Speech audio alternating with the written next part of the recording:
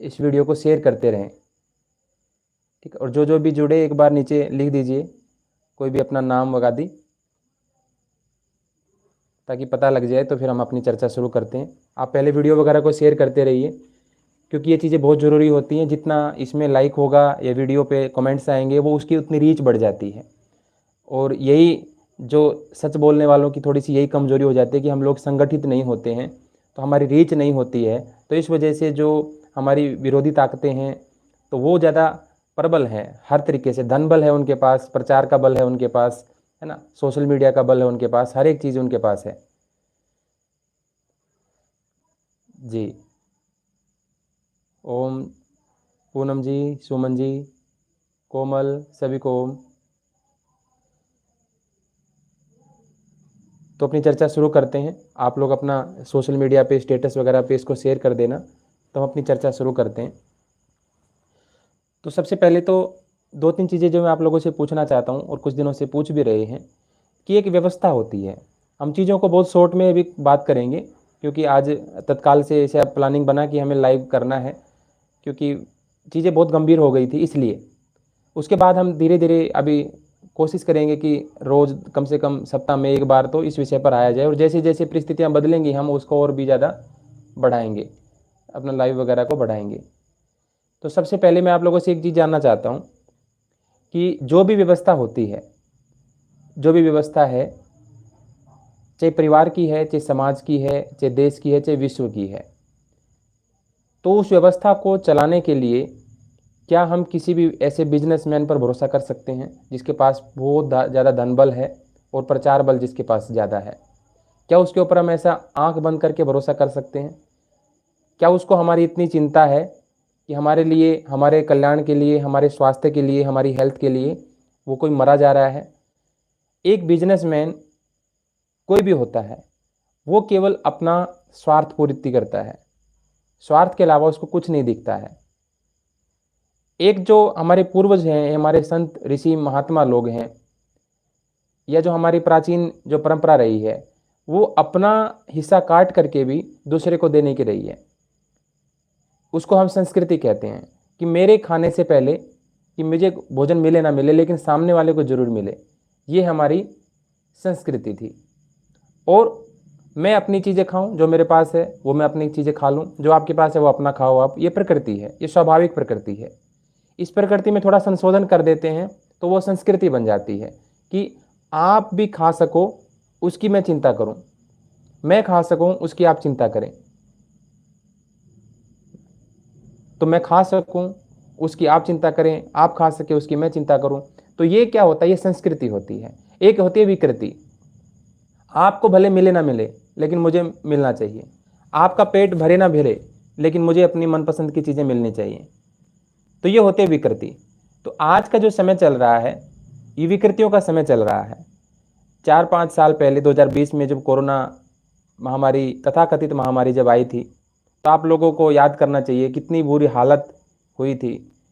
बिल्कुल ऐसे जैसे चींटियों की तरह, मकोड़ों, कीड़े मकोड़ों की तरह इंसान ऐसे मर रहे थे। सुबह पिताजी की डेथ हुई है, शाम को माता जी की डेथ हो गई है, अगले दिन भाई हो गया है, अगले दिन बहन की डेथ हो गई है। मतलब ऐसा लग रहा था जैसे कीड़े मकोड़ों की तरह रेंदा जा रहा हो, हर एक किसी को मारा जा रहा हो।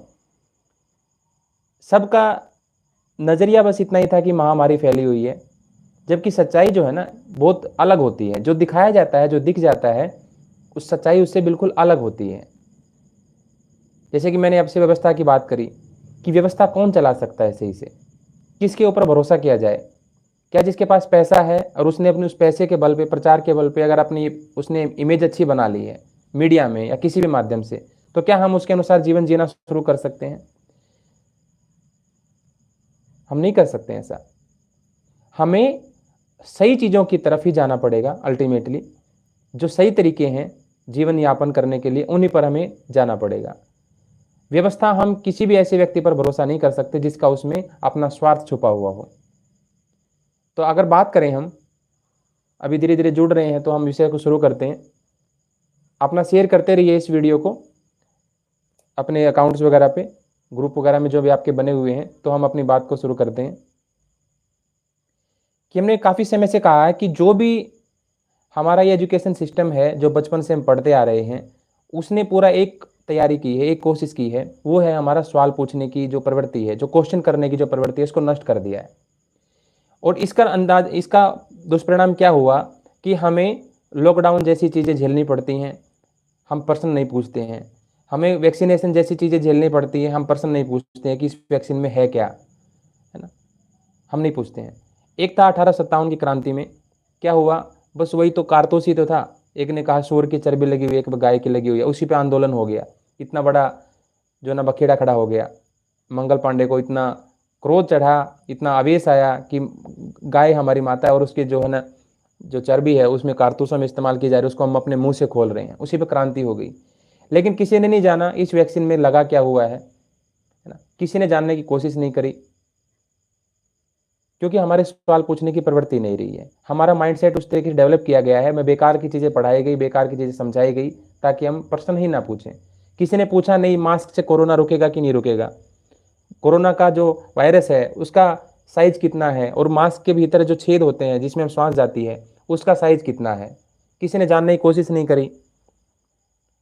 किसी ने नहीं पूछा सैनिटाइजर लगाने से जो ये सैनिटाइजर में केमिकल होता है, उसमें अल्कोहल होता है, उससे हमारे शरीर पर क्या दुष्प्रभाव पड़ेगा, किसी ने जाना नहीं। और इवन 5 साल हो गए होंगे, किसी ने भी एक बार खोज करके देखने की कोशिश नहीं करी कि भाई इसका हमारे शरीर पर क्या दुष्परिणाम पड़ेगा, क्या उसका इफेक्ट पड़ने वाला है। एक रिसर्च पेपर किसी ने नहीं पढ़ा होगा, किसी ने एक आर्टिकल, हाँ आंकड़े जरूर सबको याद होंगे कि हरियाणा में कितने केस आए थे, केस सबको याद होगा, केस सबको याद होगा। प्रधानमंत्री जी ने आकर के क्या कहा था सबको याद होगा, कौन सी दवाइयाँ दी गई थी सबको याद होगा, कौन सा टेस्ट लगना है, कौन से टेस्ट हमें करवाने होते हैं जब हमें कोई भी वायरस या कोरोना वगैरह आ जाएगा, कौन सा टेस्ट होता है, एंटीबॉडीज़ के लिए कौन सा होता है, वायरस को डिटेक्ट करने के लिए कौन सा होता है, सबको पता है। लेकिन ये किसी को नहीं पता है कि मास्क लगाने से वायरस रुकेगा कि नहीं रुकेगा, नहीं पता। किसी को नहीं पता सैनिटाइजर लगाने से फायदा है कि नुकसान है, किसी को नहीं पता। किसी को नहीं पता जो हमें ऑक्सीजन लगाई जाएगी, मुंह पर लगा दी जाती है आईसीयू में ले जा करके, है ना, उससे क्या नुकसान होने वाला किसी को नहीं पता, क्योंकि किसी ने जाना नहीं, किसी ने पढ़ा नहीं, क्वेश्चन पूछने की प्रवृत्ति नहीं रही। तो हम अपनी कक्षाओं में भी विद्यार्थियों को बार बार यही कहते रहे कि आप क्वेश्चन पूछिए, है ना। अभी उसका तात्पर्य बताने का अभी समय भी है ना। तो विद्यार्थी अगर हैं तो ध्यान दें कि क्वेश्चन नहीं पूछना इतनी बड़ी हमारी गलती है, प्रश्न नहीं पूछना, कि हमें कितना बड़ा भारी जुर्माना उसका झेलना पड़ सकता है, इसका शायद ही किसी को अंदाजा हो। मौन का मतलब स्वीकृति माना जाता है दुनिया में, हमेशा ध्यान रखिए, मौन का मतलब स्वीकृति माना जाता है। जब भी आप मौन रहेंगे, अब अंदर से आप बोलते रहे कि हम सहमत नहीं हैं, लेकिन आपने मौन स्वीकृति दे दी तो स्वीकृति हो गई।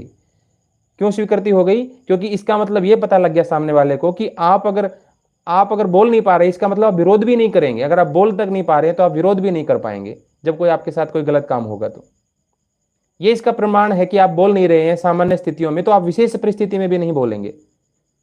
ये इसका बिल्कुल प्रमाण है। एक विद्यार्थी एक शिक्षक से क्वेश्चन ना करे तो उन दोनों का कोई संबंध नहीं है आपस में।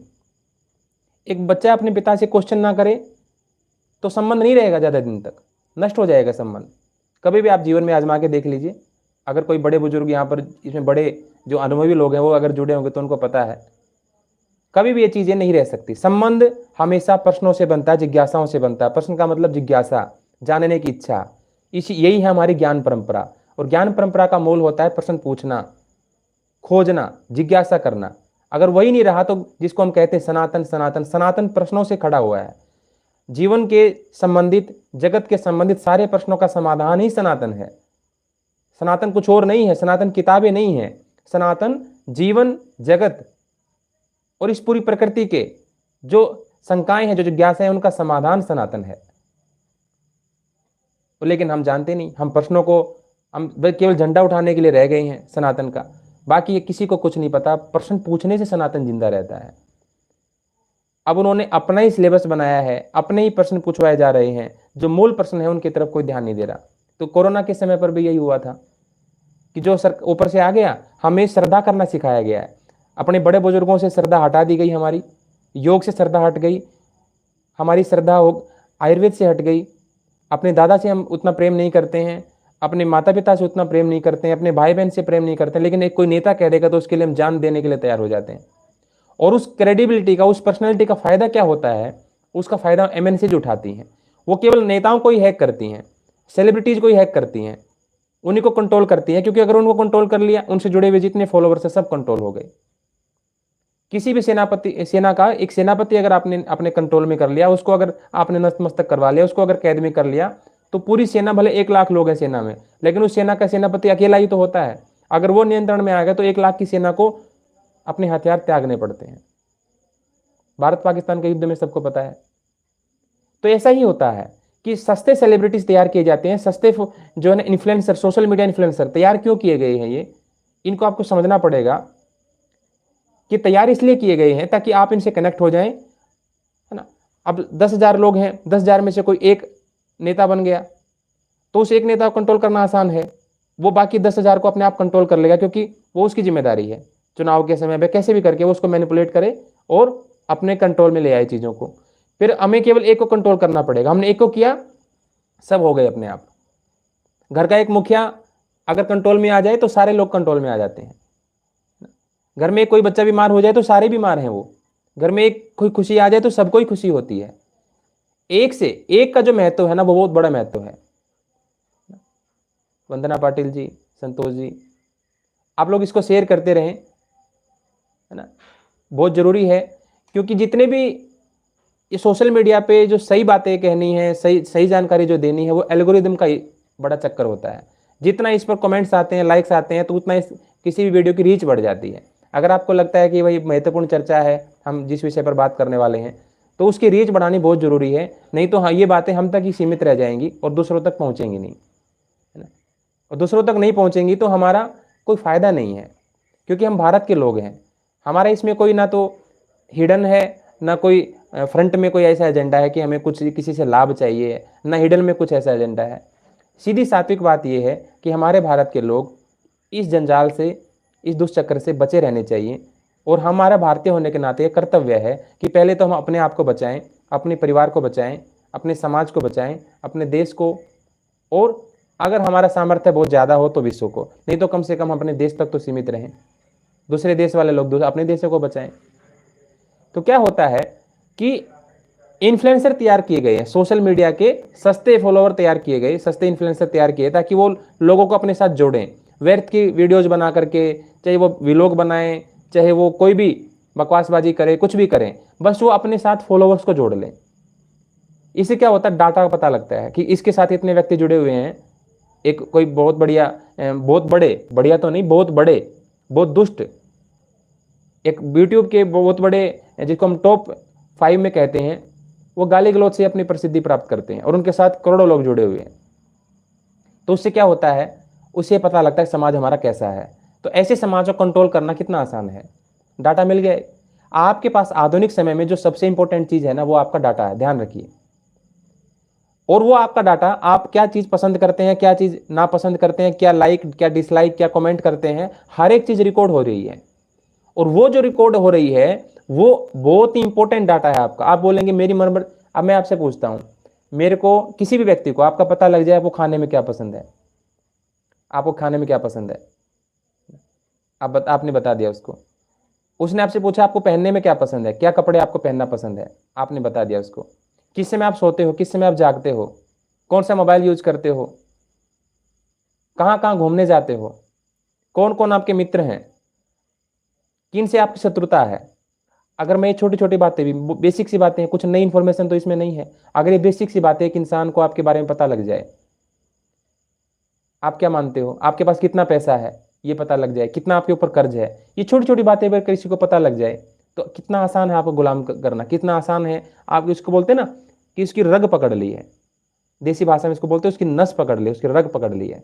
तो ये रग ही पकड़ा रहे हैं हम। जितना डाटा, जितना लाइक्स और डिसलाइक, जितना कमेंट, और जितना हम अपनी जो है फोटोज, वीडियोज सोशल मीडिया पे शेयर कर रहे हैं, हम सब कुछ शेयर कर रहे हैं। किसको शेयर कर रहे हैं आपको नहीं पता है। आप शेयर कर रहे हैं अपने फ्रेंड के साथ, नहीं, फ्रेंड तो दूर बैठा हुआ है, कहीं और है, अपने माता पिता के साथ। बीच में कौन है, किसके माध्यम से चीजें शेयर हो रही हैं, वो है सोशल मीडिया। वो सोशल मीडिया हमारी नहीं है। मीडियम कौन बना, वो मीडियम ऐसे ही नहीं बन गया, वो सारा डाटा क्लाउड पे जाता है, क्लाउड स्टोरेज पे जाता है और सारा का सारा डाटा वो सेव रहता है और उसी डाटा को बेचा जाता है, जिसको हमने बोलते हैं ना फेसबुक ने डाटा शेयर कर दिया, व्हाट्सएप ने डाटा शेयर कर दिया। ये सारी चीज़ें डाटा का ही खेल है आज के समय पर। तो डाटा जितना कंट्रोल, जितना डाटा किसी के पास होगा वो तभी हिम्मत कर पाता है किसी इंसान को कंट्रोल करने के बारे में। अब बात करते हैं मुख्य बिंदु पर। लगभग 14-15 लोग जुड़ गए हैं, इतना पर्याप्त है हमारे लिए अपनी बात कहने के लिए। ठीक है, आप लोग भी अपना शेयर करते रहें। तो इतनी सारी चर्चा हमने भूमिका इसलिए बनाई कि तब तक लोग जुड़ जाएं तो हम जो है मेन बात करें। यूँ तो फिर बार बार विषय पर बात करते रहेंगे, लेकिन मुख्य जो विषय है ना कि आज के समय पर फिर से वही ड्रामा शुरू हो गया जो 2020 में शुरू हुआ था। तो जितने भी लोग जुड़े हुए, मैं आप सबसे एक बार पूछता हूँ कि आप में से केवल हाँ या ना बोलना है। कोविड या कोरोना टाइप का कुछ शब्द आपको नहीं लिखना, नहीं तो ये वीडियो भी डिलीट हो जाएगा और फिर जो ना मुश्किल, बहुत मुश्किल लगती है इतने सब्सक्राइबर बढ़ाने में, कमेंट्स वगैरह करने में, है ना, लाइक से डिसलाइक पाने में, ताकि इसकी रीच बढ़े। तो ऐसा कोविड के रिलेटेड कोई शब्द आप नहीं लिखें, कोविड या वैक्सीन इस तरह का कोई शब्द नहीं लिखना, बस केवल हाँ ना में बोलना है, हाँ ना में आपको लिखना है। कितने लोग आप में से मानते हैं कि कोविड एक रियल पेंडेमिक था, वास्तविक महामारी थी? हाँ और ना, यस और नो। ये जिनको डाउट है कि हमें क्लियर नहीं पता वो भी लिख सकते हैं, यस और नो लिखिए। कोविड महामारी थी या नहीं थी? कितने, आप क्या बिलीव करते हो?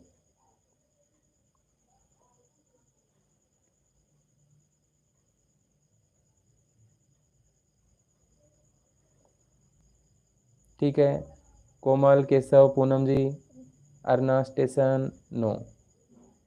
ठीक है, ठीक है,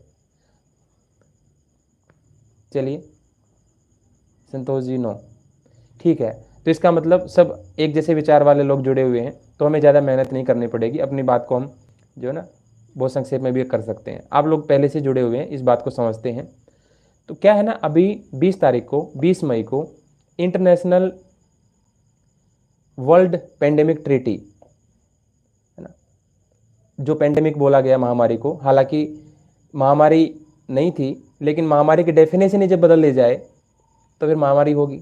अभी हम जैसे आपको कह रहा हूँ मैं कि आप लड़की हैं और एक लड़का है ना, अगर लड़का और लड़की की डेफिनेशन ही बदल ली जाए, मैं कहता हूँ कि एक युवा लड़का जुड़ा हुआ है इसमें, अभी केशव जो है एक यूथ है, युवा है, अगर मैं कुछ समय बाद युवा की डेफिनेशन ही बदल दूँ, मैं युवा के जो सिम्टम्स होते हैं, मैं बुढ़ापे में जो सिम्टम्स होते हैं उससे रिप्लेस कर दूँ, युवा के सिम्टम्स बुढ़ापे वाले सिम्टम्स को ऐसे रिप्लेस कर दूँ, बुढ़ापे में युवा वाले सिम्टम रख दूँ और युवावस्था में बुढ़ापे वाले।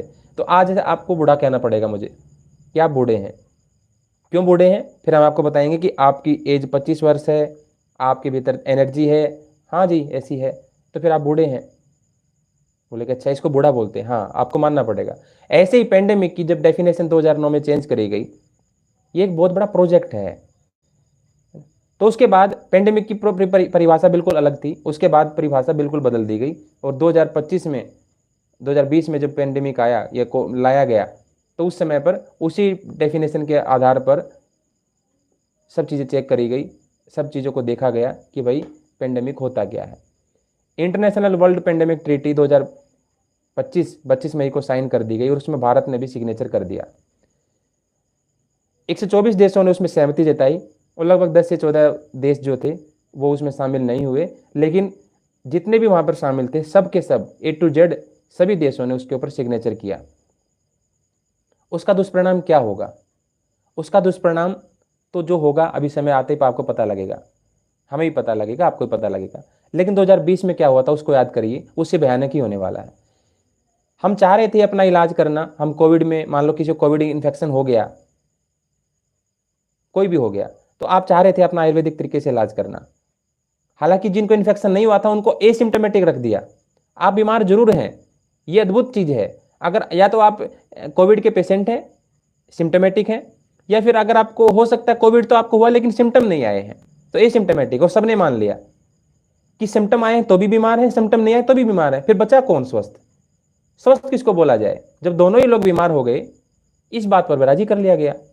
नई टेक्निकल नए नए शब्द गढ़ देते हैं, तो फिर जो सामान्य जो इंसान है, सामान्य बुद्धि का, जिसने इस एजुकेशन सिस्टम में पढ़ाई करी है, उसके बेहतर तो एक क्वेश्चन मार्क भी नहीं आता कभी दिमाग में, आएगा ही नहीं, क्योंकि पागल थोड़ी है, उन्होंने आधार बनाया, वो बेसलेस चीजें नहीं करेंगे कभी भी। जो विरोधी होता है वो बेसलेस नहीं करता, वो बिल्कुल बिल्कुल बढ़िया तरीके से, व्यवस्थित तरीके से।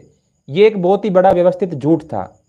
ऐसा झूठ होता है जो तुरंत पकड़ में आ जाता है, एक होता है व्यवस्थित झूठ। व्यवस्थित झूठ का मतलब क्या होता है कि पूरी तरह से ऑर्गेनाइज्ड, जिसमें अगर आपके माइंड में कोई अगर क्वेश्चन मार्क आ भी जाए तो उसका उन्होंने पहले से ही सोल्यूशन तैयार कर रखा है, तुरंत आपका वही डाउट, वही जिज्ञासा शांत कर देंगे।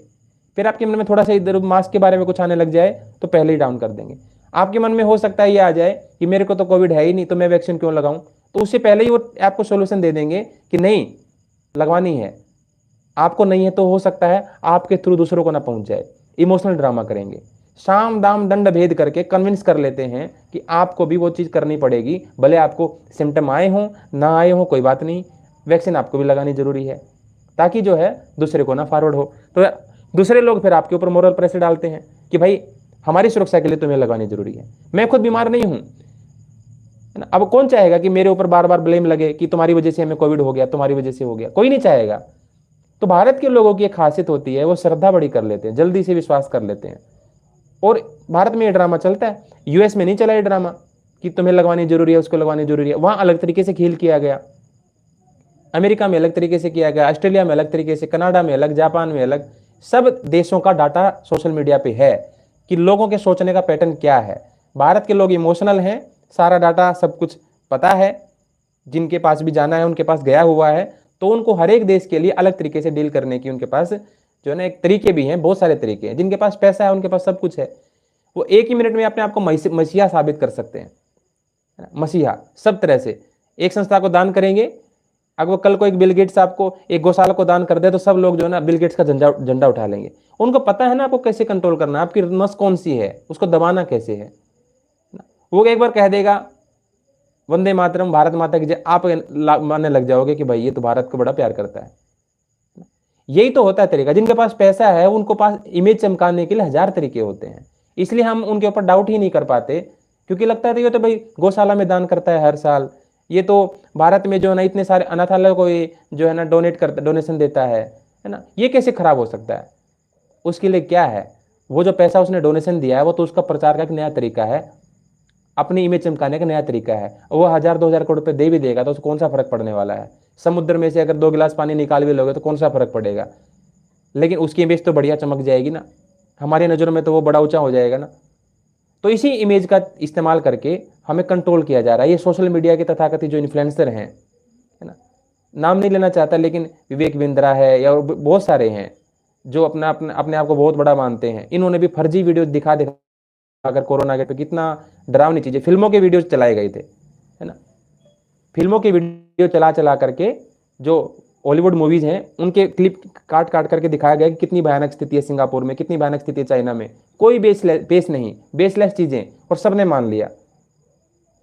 सोशल मीडिया या वो मीडिया, सबको एक तरीके से, सब एक तरीके से बिकाऊ होते हैं, सबको पैसा मिलता है, सबकी जो रोजी रोटी चलती है वो एडवर्टीजमेंट से चलती है। और जहाँ एडवर्टीजमेंट शामिल हो जाती है, जहाँ पैसा शामिल हो जाता है, वहाँ कभी भी आप उम्मीद मत करना कि वहाँ से आपको रियल चीज़ें पता लगेंगी, सच्चाई पता लगेगी। क्योंकि दो चीज़ें हैं दुनिया में, एक और डर और एक और लालच। इसी की वजह से इंसान सच बोलने से डरता है।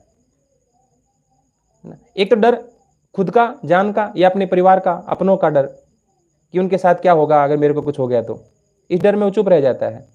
डर में ये चुप कौन हो गया, जितने भी सरकारी नौकर थे या प्राइवेट जो नौकर हैं सब चुप हो गए।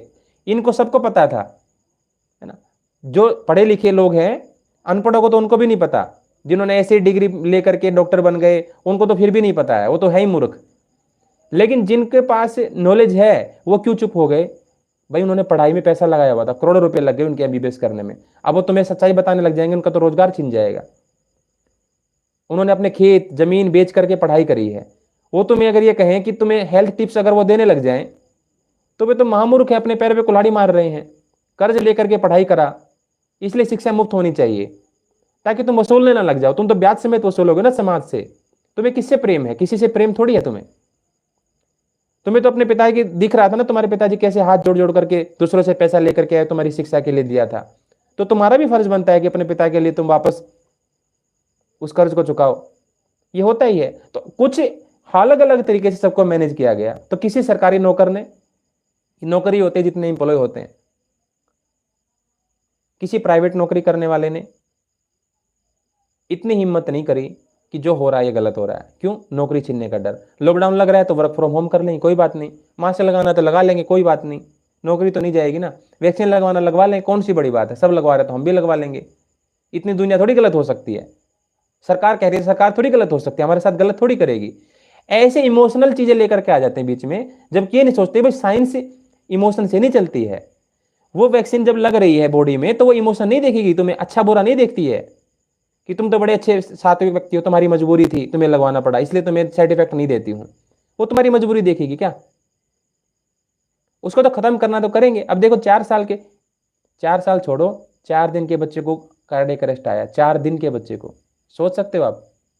4 दिन का बच्चा। ऐसे ऐसे बच्चे पैदा हो रहे हैं जिन माताओं ने, बहनों ने वैक्सीन लगवाई थी, ऐसे ऐसे हो रहे हैं बिल्कुल विकृत। किसी का पैर कटा हुआ है, किसी के ऊपर स्किन ही नहीं है, पूरा लाल लाल है, किसी की आंखें बाहर निकली हुई हैं। आपने देखा ही कहाँ अभी?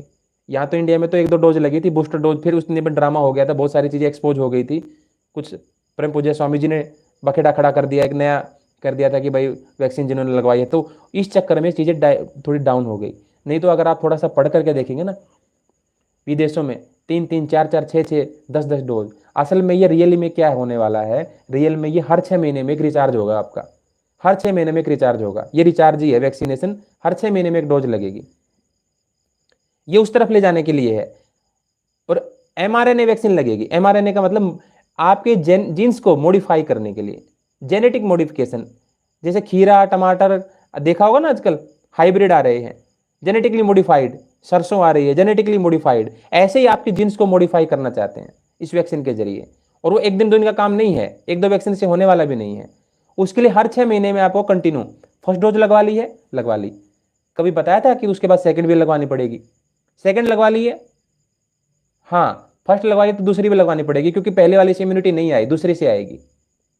और बताया क्या गया? टीवी खोलो, 100% सेफ है। मोबाइल में किसी को कॉल मिलाओ, 100% सेफ है, 100% इफेक्टिव। फिर बोले कि इम्यूनिटी दोबारा से नया वेरिएंट आ गया तो नई वैक्सीन लगानी पड़ेगी, दूसरी लगवा ली, चलो ठीक है। फिर बोले कि पहले वाली दोनों का असर नहीं होगा अगर बूस्टर नहीं ली तो। एक बार भी, मतलब आज के समय पर क्या हो रहा है ना, पहले होता था कि सच्चाई को ढूंढना पड़ता था, आज सच्चाई बिखर रही है लेकिन लेने वाला कोई नहीं है। सच्चाई बिल्कुल सामने है लेकिन देखने वाला कोई नहीं है। क्योंकि दिखाई क्यों देगा? दिखाई उसको देगा जिसके भीतर सोच बची होगी, जिसके पास भीतर क्वेश्चन पूछने की ताकत बची होगी, जिसके पास इतना माइंड बचा होगा। और माइंड कंट्रोल किया गया है। माइंड कंट्रोल करने का सबसे अच्छा तरीका, ये रील्स क्यों लाई गई थी? अगर आप इसका हिडन एजेंडा देखेंगे, रील्स क्यों लाई गई है, क्या फायदा है इसको, सोसाइटी को क्या फायदा है? रील्स क्यों बनाई गई? शॉर्ट वीडियो क्यों लाई गई? क्यों आपको ये दिखाया गया कि अपना इंस्टाग्राम पे फोटो डालो तुम कूल दिखोगे? क्यों किया गया? ये सारी चीजें माइंड को कंट्रोल करने वाली चीजें हैं। अगर आप मोबाइल की जो डिस्प्ले जो आप मेरे सामने है, इस पे कौन सी आती है? Blue rays, blue light mind को कंट्रोल करती है। अगर जो योगा के विद्यार्थी हैं, जो आयुर्वेद वाले हैं, जो नेचुरोपैथी के विद्यार्थी हैं, जो हमसे भी जुड़े हुए कक्षाओं में, जानते होंगे हर एक लाइट का अलग प्रभाव होता है अपने माइंड के ऊपर, हर एक लाइट का। जिनको जुकाम होता है उनको पता होगा, जो एलईडी बल्ब जल रहा है, जब ये जलता है तो कितनी इरिटेशन होती है, खांसी आती है, छींक आती है। हर एक लाइट का अपना प्रभाव होता है। ऐसे ही ये ब्लू लाइट इसमें जलती है, ये माइंड को कंट्रोल करने वाली। इस ब्लू लाइट से क्या होता है, आपके भीतर सोचने समझने की ताकत कम हो जाती है। जब ये मेडिटेशन कराते हैं, हिप्नोटाइज कराते हैं, इन्हीं लाइट्स का प्रयोग किया जाता है, ताकि डिप्रेशन वाला पेशेंट है, एंजाइटी वाला पेशेंट है, ताकि उसको थोड़ी देर के लिए विचार शांत हो जाए, कंट्रोल में आ जाए, है ना। और यहाँ पर बिना अनजाने, बिना हमसे पूछे, बिना हमारा कंसेंट लिए हमारे ऊपर एक्सपेरिमेंट पे एक्सपेरिमेंट किए जा रहे हैं। फिर पूछा गया कि भाई डाटा कहाँ है, तुमने वैक्सीन कैसे बना ली? बोले हमारे पास लाखों लोगों का डाटा है। वो लाखों लोगों के ऊपर हमने एक्सपेरिमेंट किया तो वैक्सीन बनाई। लाखों लोगों का डाटा आया कहाँ से? किसी एक भी व्यक्ति से पूछ के देखो कि भाई तुमने कंसेंट फॉर्म भरा था क्या, कि तुम एक्सपेरिमेंट में शामिल होने वाले हो? उन्होंने मिले तो कहीं नहीं किया। वो जो हमारे को वैक्सीन लगाई गई थी वही हमारा एक्सपेरिमेंट था, वही एक्सपेरिमेंट था। जो पहली वैक्सीन लगाई गई वो एक्सपेरिमेंट ही था, दूसरा वैक्सीन लगाई गई वो एक्सपेरिमेंट ही था। उसके बाद ही तो उन्होंने दिखाया कि हमारे पास लाखों लोगों का डाटा है। चलो ठीक है, डाटा है, फिर मांगा किसी ने आरटीआई के जरिए कि भाई चलो बताओ कि वो डाटा है कहाँ। तो फिर क्या बोला कंपनी ने, 75 ईयर्स के लिए, 75 ईयर्स के लिए, 75 सालों के लिए हम उसको रिलीज नहीं कर सकते, कॉन्फिडेंशियल है। तब तक तो हमारी 3-4 पीढ़ियाँ जा चुकी होंगी, फिर कौन मांगेगा तुमसे डाटा? कौन पूछेगा हमारे दादाजी तुम्हारी वैक्सीन की वजह से मरे थे? 75 साल तक, 75 ईयर्स तक सरकार ने भी अनुमति दी है कि वो अपना डाटा जो है कॉन्फिडेंशियल रख सकते हैं, नहीं देना उनको।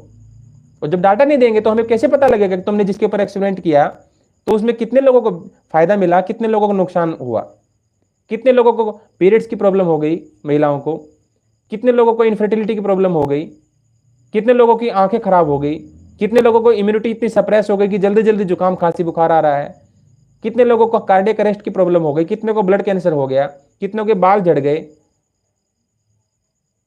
कितनों की भूख खत्म हो गई, कितनों को नी ज्वाइंट नी पेन हो गया। और गजब की बात, भारत के लोगों को कितना बेवकूफ बनाया गया कि वैक्सीन लगा लो, कोरोना का तो पता नहीं लेकिन घुटने ठीक हो गए। एक व्यक्ति चलने लग गया, 75 साल का व्यक्ति वैक्सीन लगने से चलने लग गया, घुटनों में पेन था। बताओ ये कोई तरीका? ये साइंस है? कोई साइंस चलती है साइंस के तरीके से। अगर ये मान्यताएं ही चलानी है तो योग आयुर्वेद में कौन सी नुकसान है, कौन सी खराब बात है जो हम इन बातों को मान रहे हैं? भाई साइंस है तो तुम डाटा की बात करो, डाटा दिखाओ, है ना। अगर ऐसे ही मानना है किसी चीज को तो फिर हम इन चीजों को क्यों मानेंगे? फिर तो हमारे माँ बाप जो कह रहे थे काढ़ा पी लो, हम उनकी बात मानेंगे ना। ना तो तुम हमारे सामने आ रहे हो कोई वैक्सीन बनाने वाला, ना वो कोई लेने देने वाला है। हमारे ही आसपास के लोगों से हमें वैक्सीन ठुकवाई जा रही है। या तो वो व्यक्ति आए सामने, तुमसे पूछे, हम आधार पुना वाला आकर के बात करे, फाइजर का सीईओ आकर के बात करे, एस्ट्रीजेनिका का आकर के बात करे। वो तो आने वाले नहीं है, हमारे ही लोगों के जरिए हमसे हमारे को वैक्सीन ठुकवाई जा रही है। ठीक है, तो डाटा नहीं कॉन्फिडेंशियल रखा गया और नहीं देने वाले हैं। केस भी हुआ, लोग मरे वैक्सीन की वजह से, तरह तरह की प्रॉब्लम झेल रहे हैं, है ना। किसी को मेमोरी लॉस हो गई, उनको याद ही नहीं आ रहा, तुरंत तुरंत चीज़ें भूल जाते हैं, तुरंत तुरंत छींकें आने लगती हैं, तुरंत तुरंत खांसी हो जाती है, जल्दी जल्दी बुखार हो जाता है। आप में से भी कोई ऐसा है तो उसमें लिखो ताकि दूसरे लोग पढ़ें तो पता लगे कि ये बातें ऐसे ही नहीं कह रहा हूँ मैं, इसमें कुछ है, कुछ एविडेंस है, प्रमाण है। ऐसे ही केवल लाइव चलाने के लिए बातें नहीं कही जा रही हैं।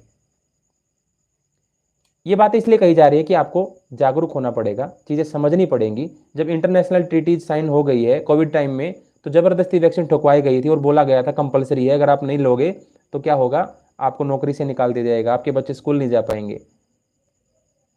तो सबने लगवा ली वैक्सीन, सबको जबरदस्ती, आपने वीडियोज भी देखे होंगे, सबको जबरदस्ती पुलिस वाले पकड़ करके, आर्मी वाले लोग पकड़ करके उसको जबरदस्ती ठोक रहे हैं, वैक्सीन लगवा रहे हैं, जबरदस्ती लगा रहे हैं उसको। वो मना कर रही है फिर भी लगवा रहे हैं। ये आपको लगा नहीं ये कुत्ते बिल्ली वाला खेल चल रहा है? और हम हंस रहे थे उन वीडियोज़ को देख करके, उन रील्स को देख करके हम हंस रहे थे। वो चाहते भी यही कि आप हंसो, आपके मन में क्वेश्चन मार्क आए ही नहीं, आप हंस करके उन चीज़ों को टाल दो। ये किसी बहुत बढ़िया कवि ने कहा था कि उसकी मौत पर मैं भी चुप था, है ना। मेरे उसकी मौत पर मैं भी चुप था, अब का नंबर मेरा आया। उसकी मौत पर मैं भी चुप था, अब का नंबर मेरा आया। और मेरी मौत पर तुम भी चुप हो, अगला नंबर आपका है। हमें समझना पड़ेगा मनुष्य एक सामाजिक प्राणी है। फूट डालो और राज करो, अंग्रेजों के टाइम पे तो समझ में आ गया, और समझ में ऐसे ही थोड़ी आ गया था। शहीदों ने जान दी समझाने के लिए, समाज को जागर जगाने के लिए भगत सिंह जैसे युवाओं ने जान देनी पड़ी। समाज को जगाना इतना आसान बात नहीं होता है, किसी चीज़ पे कन्विंस करना बहुत भारी काम है, बहुत ही भारी काम है। नहीं तो भगत सिंह मरता क्यों? इसीलिए तो मरा ना कि बोले भारत के लोग अगर बलिदान हो जाएंगे ना, भारत के लोग जाग जाएंगे, बिना बलिदान हुए नहीं जागेंगे ना। भारत के लोग आसानी से सोते नहीं है, और सब सो जाते हैं तो जागते नहीं है। उनकी चीजें सामने से भी आती चली जाएंगी तो भी वो समझते नहीं है। ठीक है, तो जबरदस्ती वैक्सीन ठोकी गई, किसी ने अपोज नहीं किया, सब लोग मजाक उड़ा रहे थे, पुलिस वाले डंडा मार रहे थे, किसी की उंगली टूट गई, है ना, सब हंस रहे थे वीडियोज को देख देख करके, लाइक्स कर रहे थे, शेयर कर रहे थे उन वीडियोज को। किसी ने सोचा नहीं कि हमारे साथ अगर ऐसा हो जाएगा तो क्या होगा। 2-2 हज़ार रुपये, 3-3 हज़ार रुपये जुर्माना लगाया जा रहा था कि कोविड टाइम में अगर बाहर निकल के लॉकडाउन लगा हुआ है तो फाइन लगेगा। सोचिए, उन्हीं गलियों में बिल्कुल सुनसान, कोई नहीं, पूरी रोड खाली, पूरी सड़कें खाली, गलियां खाली, सब अपने घरों में कैद। किसी ने बेसिक सा रूल नहीं समझा। कौन ऐसा WHO है जिसने हमारे स्वास्थ्य का ठेका ले रखा है, जिसको बेसिक सी चीज नहीं पता? अगर किसी इंसान को मिट्टी से काट दिया जाए वो स्वस्थ नहीं हो सकता। पहले के समय पर जब भी हॉस्पिटल होते थे, ऐसे हॉस्पिटल नहीं होते थे। दिक्कत यही हो जाती है कि दो पीढ़ियों का नॉलेज अगर आपस में मर्ज नहीं होता है ना, तो ऐसी चीजें होती हैं। अभी हमने बूढ़े बुजुर्गों से बिल्कुल डिस्कनेक्ट हो गए। अगर उनसे पूछो, उनकी पुरानी पीढ़ी से पूछो कि हॉस्पिटल पहले कैसे होते थे।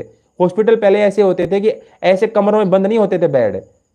हॉस्पिटल में जब जानते थे कंपलसरी होता था कि आपका बेड धूप में रखा जाएगा।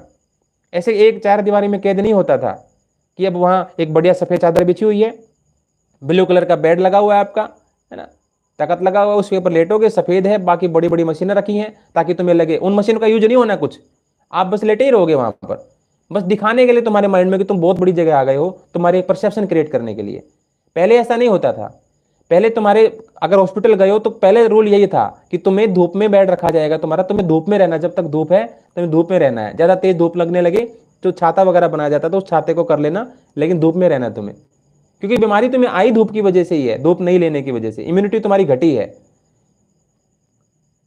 मॉडर्न मेडिकल साइंस वाले बिल गेट्स जैसे लोग इस दुनिया को चलाएंगे, तो उनको तो नेचुरोपैथी वाले तो है नहीं, योगा वाले तो है नहीं, और समाज का कल्याण करने के लिए भी उनको कोई बहुत, जिसको बोलते हैं ना एक मरे तो वो जान ही रहे हैं कि हमें सबका कल्याण करना है। मरे तो हमारे ऋषि लोग थे, तप कर रहे हैं, साधना कर रहे हैं। मर तो देशभक्त लोग जाते हैं लोगों को जगाने में, उनके पास तो पैसा है, घर बैठे बैठे एक अपने ऑफिस में बैठे बैठे साइन किया हो, चलो भाई अब भारत में भी पेंडेमिक ट्रीटी लगा लागू कर दो, भारत के लोगों को ये प्रोटोकॉल देना है, देना है तो देना, बात खत्म हो गई, हमें मानना पड़ेगा, उनके पास पैसा है। तो ऐसी चीजें करी जाती हैं। तो ये हमें समझना पड़ेगा कि अगर दूसरे के साथ कुछ हो रहा है तो वो मतलब हमारे साथ ही हो रहा है, अल्टीमेटली दूसरे के साथ नहीं हो रहा है। तो वो इंटरनेशनल ट्रीटी साइन करने के बाद अब भारत सरकार अगर अपोज भी करना चाहे, अब कितना ही बोलते रहो कि आत्मनिर्भर बनना है, तुम्हें योग आयुर्वेद करना है, कुछ नहीं लागू होगा। जब पेंडेमिक आएगा, कोई भी महामारी जब लाई जाएगी, लॉन्च करी जाएगी, तुम्हारे पास कोई अधिकार नहीं बचा है कि तुम उस प्रोटोकॉल को फॉलो ना करो। तुमसे जबरदस्ती वो प्रोटोकॉल फॉलो करवाए जाएंगे, क्योंकि भारत सरकार ने हस्ताक्षर कर दिए हैं। हम जो भारत के लोग हैं, हम जो भारत के नागरिक हैं, वो सरकार की संपत्ति होती हैं। आप लोगों की जानकारी होनी चाहिए। जानकारी कैसे होगी? एजुकेशन सिस्टम तो ऐसा रखा ना तुम्हें तो मानवाधिकार के बारे में पता, ना अपने कॉन्स्टिट्यूशनल राइट्स के बारे में पता, ना नेताओं को तुम फॉलोअर बन रखे, नेताओं से इतिहास पढ़ा है, नेताओं से पॉलिटिक्स सीखी है, नेताओं से ही हेल्थ टिप्स मांगे हैं, सेलिब्रिटी से हेल्थ टिप्स मांगे हैं, सोशल मीडिया इन्फ्लुएंसर से तुमने बोलना चलना सीखा है ना। ना तो तुम गुरुओं के संपर्क में रहे, ना योग पढ़ा, ना आयुर्वेद पढ़ा, ना ऋषियों के संपर्क में रहे, ना बड़े बुजुर्गों के माता पिता के संपर्क में रहे। सारा ज्ञान ऐसे लोगों से लिया है जिनको, जो मैनिपुलेट करने वाले हैं, जिनका अपना स्वार्थ छुपा हुआ है ना, जिनको अपने व्यूज बढ़ाने, जिनको अपने लाइक्स बढ़ाने हैं, जिनको अपनी वोट मांगनी है, उनसे तो सारा ज्ञान लिया है जीवन चलाने के लिए। तो ये इंपॉर्टेंट चीजें कैसे पता होंगी? नहीं पता होंगी। तो इंटरनेशनल जो वर्ल्ड ट्रीटी साइन कर दी गई है, अब बोले नेक्स्ट पेंडेमिक के लिए, अब कोई बोलेगा नेक्स्ट पेंडेमिक के लिए, नेक्स्ट पेंडेमिक कब आएगा पता नहीं किसी को ना। बड़े भोले लोग हैं ना सब लोग, किसी को पता नहीं है, लेकिन जिसको लाना है ना उसको पता है कि कब लेके आनी है। 2028 तक का टारगेट है। 2028 तक हर एक किसी को, आपने अगर कोविड के बहाने वैक्सीन नहीं लगवाई, कोई बात नहीं, मत लगवाओ, है ना। सर्वाइकल कैंसर तो लगवाओगे, हमें क्या करना, वही मेटेरियल उसमें डाल देंगे जा करके सर्वाइकल के बहाने। लड़कियों को पहले टारगेट किया जाता है, लड़कियों को, महिलाओं को, माताओं को, बहनों को, है ना, और दूसरा बच्चों को, उनका टारगेट ही ये है। बड़े लोगों को तो कर लेंगे, वो इनफर्टाइल कर देंगे यूथ्स को, स्पेशली महिलाओं को। ये डीपॉपुलेशन का एजेंडा है कुल मिलाकर की बात, कि जनसंख्या को कम करना है। तो महिलाओं को सर्वाइकल कैंसर के बहाने, कोई बात नहीं, कोविड में तुम नहीं लगवा पाए थे ना, कोई बात नहीं, तो सर्वाइकल कैंसर के बहाने लगवाओगे ना। हमें तो क्या है, नाम चेंज कर देंगे। कोविड वैक्सीन कह रहे थे कल को, आज सर्वाइकल वैक्सीन कह करके ठोक देंगे, क्या दिक्कत है? लगवानी पड़ेगी तुम्हें। सर्वाइकल से भी नहीं लगवाओगे, कोई बात नहीं, हम कह देंगे कोरोना का नया वेरिएंट आ गया तब लगवानी पड़ेगी, तब भी नहीं लगवाओगे, कोई बात नहीं, हम दूसरा वायरस लेकर के, हम भी वायरस ले आएंगे, तब भी नहीं लगवाओगे, मंकी पॉक्स ले आएंगे। हम नाम चेंज करते रहेंगे ना, क्या दिक्कत है? तुम जब तक कन्विंस नहीं हो जाते हो, कोविड को फर्जी मान रहे थे, कोई बात नहीं, हम नाम चेंज कर देंगे, आउट ऑफ सिलेबस चीज ले आएंगे। जिसके पास, तुम्हारे पास ना डॉक्यूमेंट होगा, ना कोविड के बारे में मान लो तुमने 2-4 पेज पढ़ लिए होंगे, जानकारी कर ली होगी, ऐसा वायरस लेकर के आएंगे जिसके पास, जिसके बारे में पहले से जानकारी अवेलेबल ही नहीं है। बर्ड फ्लू ले आएंगे, इबोला ले आएंगे ना, फिर क्या होगा? आउट ऑफ सिलेबस चीज़ें करेंगे, कुछ भी करके कन्विंस करना है और वैक्सीन लगानी है। वैक्सीन एक बार लग गई, छोटे बच्चों को लगवा रहे हैं अभी, 14 वर्ष से कम वर्ष के बच्चों को। ध्यान रखना, ऐसी गलती मत कर बैठना, छोटे बच्चों को मत उनके हवाले कर देना। ये कोई विश्वास पे ही कह रहे हैं, नहीं विश्वास है तो डॉक्यूमेंट्स मांगना, प्रमाण मांगना। वो तो नहीं देंगे लेकिन हम तो दे ही देंगे, है ना। जब पूरी तरह से तसल्ली हो जाए, विश्वास हो जाए कि हाँ सच अकेला ही खड़ा होता है, झूठ के साथ भीड़ होती है। हमेशा ध्यान रखना, सच अकेला ही होता है, झूठ के साथ भीड़ होती है। जहाँ भीड़ हो उसमें थोड़ा डाउट करना कि बहुत सारे लोग इकट्ठे हुए हैं, कुछ ना कुछ गड़बड़ है। भीड़ का कोई चेहरा नहीं होता है, भीड़ का कोई सच नहीं होता है। भीड़ सच के बहाने कभी भीड़ इकट्ठी नहीं हो सकती है। सच अकेला ही चला है जब भी चला है। इसलिए किसी के केवल नेताओं के फॉलोअर बनने के कारण से, किसी भी पार्टी के हो, इससे कोई मतलब नहीं है। ना तो इसके पक्ष की बात कर रहे हैं, ना विपक्ष की बात कर रहे हैं। आप किसी के भी हों वहीं के रहिए, कोई बात नहीं है। वोट वगैरह देने की बारी जब आए उनको वोट देना, बस उनको देश चलाने की, व्यवस्था चलाने की जिम्मेदारी है। इस शरीर चलाने की और परिवार चलाने की जिम्मेदारी तुमने नहीं दी है उसको, कि तुम्हारे बच्चे क्या सोचेंगे, क्या उनका जेनेटिकली मॉडिफिकेशन होगा, ये चुनने के लिए नेता नहीं चुने हैं। कि तुम्हारे शरीर में वैक्सीन कौन सी लगेगी, कहाँ लिखा था कि नेता बनकर के वैसे काम करवाएगा। उसको केवल व्यवस्था चलाने के लिए है, समाज में शांति रहे, बस इसी के लिए है, व्यवस्था चलाए वो। पर्सनल लाइफ में हम क्या पहने, क्या नहीं पहने, क्या खाएं, क्या नहीं खाएं, बीमार हो जाएं तो कौन सा ट्रीटमेंट कराएं, कौन सा नहीं कराएं, इसका किसी को भी राइट्स नहीं होना चाहिए, नहीं होना चाहिए। वो अलग बात है कि सभ्य तरीके से हमें रहना है, लेकिन उसके बावजूद भी नेताओं को कोई अधिकार नहीं है, कॉन्स्टिट्यूशनल राइट्स नहीं है उनके पास। इस बात को हमें समझना पड़ेगा। सभ्यता तरीके से रहना चाहिए, बिल्कुल सही बात है, वो हमारी नैतिक चीजें हैं, सामाजिक चीजें हैं, लेकिन कानूनी बाध्यता नहीं है। हमें कानून को ऊपर रखना चाहिए, नैतिक चीजों से नहीं चलना चाहिए। अब जज कोई बोलने लगे तुम गलत हो, है ना, जज की बात नहीं मान सकते। जज को तो प्रमाण करना पड़ेगा कि भाई तुम प्रमाणित करो पहले, कैसे हम सजा दे दी तुम्हें। हमें ऐसे नहीं कह सकता हमें लगा तुम गलत आदमी हो, तुमने झूठ बोला। भले हमने झूठ बोला, तुम्हें पता है, लेकिन जब तक प्रूफ नहीं हो जाए तब तक नहीं हो सकता है। तो भावनाओं से नहीं चलता देश, है ना, व्यवस्थाओं से चलता, कानून से चलता है। अब व्यक्तिगत जीवन आप सामाजिक नियमों से चलाइए, लेकिन जब देश की बात आए, जब दूसरों की बात आए, समाज की बात आए, तो वहां पर कानून को याद रखिए। कानून आपको पता होना चाहिए, मानवाधिकार आपको पता होना चाहिए।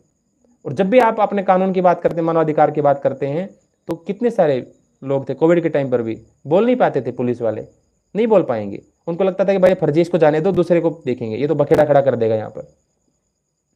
जिसके पास ज्ञान होता है ना, उसे दुनिया डरती है, अकेला भी होगा तो डराएगा, है ना। विरोधी ताकतें अज्ञानी लोगों को देख करके खुश हो जाती हैं कि हाँ इनको तो कंट्रोल करना आसान है। जैसे कोई ज्ञान वाला आ जाता है, या तो उसको एक तरीके से उसका कैरेक्टर, बिल्कुल चरित्र हनन कर देंगे उसका, या तो उसको सोशल मीडिया की जो प्लेटफॉर्म है उन पे वो जाने नहीं देंगे ताकि वो अपनी पॉपुलैरिटी बढ़ा पाए। उसको इतने सारे कानून के पचड़ों में, बल तरह तरह की चीज़ों में उलझा के रख देंगे ताकि उसको ना नहीं याद आ जाए समाज को कुछ अगर कहना है तो उसको। और तुम्हें अगर गाली देनी है, तुम कल को सोशल मीडिया पे डालो, तीसरे दिन वायरल ना हो जाओ तो बताना। तुम अश्लीलता डालो, तीसरे दिन वायरल ना हो जाओ तो बताना। इसलिए जो सस्ते जो इन्फ्लुएंसर है, सोशल मीडिया इन्फ्लुएंसर, अब वो देखना धीरे धीरे कोविड के केसेज आने शुरू हो गए हैं, आने शुरू नहीं हो गए हैं, लाने शुरू हो गए हैं, लाए जा रहे हैं। और किसको लाएंगे, सेम मैंने वही बात बोली कि जब भी आपको कैच करना होगा तो कहाँ पकड़ेंगे आपको, कि आप किसको अपना, किसके फॉलोअर हैं आप। कोई एक्ट्रेस को मानता होगा तो आपके एक्ट्रेस का टेस्ट करेंगे ना। वो अगर कोरोना पॉजिटिव आ गया तो आप अपने आप मान जाओगे, ठीक है। एक नेता को पकड़ लेंगे, वो पॉजिटिव आ गया तो अपने आप मान जाओगे। फेमस सेलिब्रिटी का एक बहुत, जो सेलिब्रिटी होते हैं उनका एक कद होता है ना, उनकी ब्रांड वैल्यू होती है। चाहे वो अच्छा है बुरा, उसको छोड़िए, चाहे उसने अपनी अपनी पर्सनैलिटी कैसे भी बनाई है, फर्जी है सही है, लेकिन अगर उसको लाखों लोग जान रहे हैं तो एक बार उसको कुछ हो गया तो लाखों लोगों तक अपने आप इन्फॉर्मेशन पहुंच जाएगी, कम समय में ज़्यादा काम हो जाएगा उनका। तो अभी मेन बात क्या है, मेन बात ये है कि वैक्सीन लगना शुरू होगा, ड्रग्स, डायग्नोस्टिक, ये सारी चीज़ें शुरू होंगी। कोविड केस आने शुरू हो गए हैं, लाए जा रहे हैं। सिंगापुर में तो लॉकडाउन भी लग चुका है, अगर आपको जानकारी के लिए बता दूं, सिंगापुर में लॉकडाउन लग चुका है। बार बार मुझे बोलते थे जब मैं सोशल मीडिया व्हाट्सएप वगैरह पे कुछ लिखता था, हालांकि पहले फेसबुक भी डिलीट हो गया, अब हो सकता है इसका भी नहीं पता, क्योंकि अभी बोलते समय भी कई बार हमने बोल लिया ये सारी चीज़ें। लेकिन जब तक इस पर रीच नहीं बढ़ेगी तब तक इसको छेड़ेंगे नहीं वो लोग, है ना। थोड़ा सा एक बार ये थोड़ा सा सबकी नज़रों में आ जाए चैनल तो डिलीट हो जाएगा तुरंत ही। इसलिए हम आपको आज नंबर भी देंगे, मोबाइल नंबर आदि, और कुछ अल्टरनेट भी बताएंगे, ताकि जब कुछ ऐसी परिस्थिति आए तो आप हमसे कैसे कनेक्ट कर लो। हमसे कनेक्ट करने की ज़रूरत नहीं है, एक दूसरे से कनेक्ट होना है हमें आपस में, बहुत ज़रूरी है। एक दूसरे से कनेक्ट जितना हो जाएंगे, जितना हम सोशल मीडिया की अपने डिपेंडेंसी को कम करेंगे और रियल लाइफ में जीना शुरू करेंगे, अपने परिवार से अपना कनेक्शन बढ़ाएं, अपने पड़ोसियों से अपना कनेक्शन बढ़ाएं, जितना हम ये चीज़ें करेंगे तो उसको हम लास्ट में बताएंगे। पहले तो जो भी चीज़ें होंगी वो सारी की सारी होंगी टेस्ट के जरिए, आरटीपीसीआर टेस्ट, वो फर्जी टेस्ट जिसका अगर आप किट भी देख लोगे उसके ऊपर खुद ही लिखा हुआ है कि laboratory use only, laboratory use only. उसके जो इन्वेंटर जो थे, उसके इन्वेंशन जिसने किया था उसको कैरी मूलस, नोबेल प्राइज मिला उनको। उन्होंने भी अपनी वीडियो जारी करके कहा कि मैंने जो टेस्ट को बनाया है, इन्वेंट किया था, ये डायग्नोस्टिक पर्पज के लिए नहीं थे, नॉट फॉर डायग्नोस्टिक पर्पज, केवल लेबोरेटरी पर्पज ओनली। लेकिन उसका इतना बड़ा इंपैक्ट नहीं है कि तुम डायग्नोस्टिक रूप में उसको यूज करो और तुम बताओ उसको कि भाई ये जो है पेशेंट कोविड पॉजिटिव है, कोविड नेगेटिव है, उसने खुद बोला, है ना। लेकिन उसकी किसने सुनी? किसी ने नहीं सुनी उसकी बात। क्यों नहीं सुनी? क्या आप तक पहुंची नहीं थी? पहुंची आप तक भी थी। जिस व्यक्ति ने उस टेस्ट को बनाया है वो खुद कह रहा है कि वो डायग्नोस्टिक पर्पज के लिए नहीं है, लेकिन उसकी बात फिर भी नहीं सुनी गई। क्यों नहीं सुनी गई पता है? क्योंकि आपके पास है ना, इतनी इंफॉर्मेशन पहुंचा दी गई है, इतनी इंफॉर्मेशन, हैरान कर दिया गया आपको। एक इंसान के पास अनेक चीज है, वह है उसका आश्चर्य, हैरानी। सोशल मीडिया पे जितनी वीडियो देखोगे आप, हैरानी पैदा करने वाली होंगी। और इंसान के भीतर प्रश्न कब आते हैं? जब वो हैरान होता है। अगर वो हैरान होना बंद हो जाए, मैंने काफ़ी समय से सोचा था इसको कि मैं हैरानी के ऊपर एक वीडियो बनाऊं। हैरानी, आश्चर्य, हैरान होना एक ऐसा इमोशन है हमारा कि जो किसी को भी हैरान कर सकता है। अगर हम हैरान हो गए, सामने वाला हैरान होकर रहेगा। अगर हम हैरान नहीं हुए, वो निश्चिंत रहेगा। क्यों? आपकी हैरानी क्वेश्चन पैदा करती है, और आपका क्वेश्चन बहुत कुछ पैदा करेगा, विचार पैदा करेगा, और विचार जब आ जाता है, पैदा हो जाता है, तो गुलाम बनाना आसान नहीं होता। तो सबसे पहले हर एक वीडियो आप देखोगे तो हैरानी पैदा करती है, आपके रोंगटे खड़े हो जाएंगे। ये वीडियो देख करके हैरान हो जाएंगे आप, चौंक जाएंगे आप। ये क्या है? आपको इतना हैरान कर दिया गया कि अब हैरानी होनी बंद हो जाए। वो आपने सुना होगा ना कि भेड़िया आया, भेड़िया आया, भेड़िया आया, तो व्यक्ति आते थे गांव के लोग भाग करके कि चलो भाई बचा लेते हैं, बकरी खाएगा ये बेचारे की। आया तो बोला कि मैं तो मजाक कर रहा था, दोबारा फिर मजाक कर रहा था, तीसरी बार फिर मजाक कर रहा था, चौथी बार सच में भेड़िया आ गया। फिर चिल्लाता रहा, चिल्लाता रहा, कोई नहीं आया। ऐसा ही होता है। एक बार हैरान हो जाओगे, दो बार हैरान हो जाओगे, तीन बार हो जाओगे, तो फिर कभी भी ऐसी जानकारी हो सकता है अभी भी आपको नई चीजें ना लग रही हो, कोई मन में चुभ नहीं रही हो कोई बात, है ना। क्यों? इतनी सारी चीजें, इन्फॉर्मेशन है ना, कुछ चुभे ही कैसे? दिमाग को भर दिया गया पहले ही, है ना। हमारे किसी के भी, जो भी समाज के कल्याण की बात करेगा, देश हित की बात करेगा, किसी की, वो उसके आसान नहीं है उसके लिए कुछ भी बोलना, क्योंकि उन्होंने पहले से माइंड में पहले चीजें भर रखी हैं। अब जो भी देश को जगाना चाहे, किसी लोगों को सच बताना चाहे, उसको नानी याद आ जाएगी बताने में। इसलिए वो अपना घर का खर्चा चलाए, अपनी नौकरी बचाए, आजीविका कमाने में लगा रहे कि यही काम करता रहे, है ना। इसलिए अधिकतर लोग हौसला ही छोड़ देते हैं कि छोड़ो भाई, जो मर रहा है मरने दो, खत्म करो कहानी। इतना कौन समझाए लोगों को? इतनी मूर्खता है, इतने कुतर्क करते, कितने प्रश्नों का उत्तर दिया जाए, कितने प्रश्नों का उत्तर दिया जाए, है ना। जैसे पहले तो शुरुआत में हमने भी बड़े क्वेश्चनों के जवाब दिए। हमारे ही अपने मित्रगण, बहुत जाने वाले, जानने वाले, ऐसे ऐसे कमेंट करते थे कि भाई वो ऐसा क्यों करेगा, हमारा नेता ऐसा क्यों करेगा। इमोशनल लॉजिक लेकर के आ जाते हैं बीच में। इमोशनल चीज़ें है नहीं है, ये इमोशनल चीज़ें ये नहीं है। इनको इमोशनल तरीके से हैंडल मत करिए। ये साइंस की चीज़ें हैं, वैज्ञानिक तरीके, तर्क बुद्धि से हल होंगी, है ना। अगर आप उनके बारे में सोच रहे हो कि उनको क्या ऐसा है कि वो ऐसा क्यों करेंगे हमारे साथ, कोई भी नेता या जिन्होंने वैक्सीन बनाया है, तो सेम क्वेश्चन मैं भी कहता हूँ, हमें क्या ऐसी दिक्कत है, हमें कौन सी ऐसी परेशानी हो रही है कि हम क्यों आपको ये बात कह रहे हैं? हमारा कौन सा नुकसान हो गया है?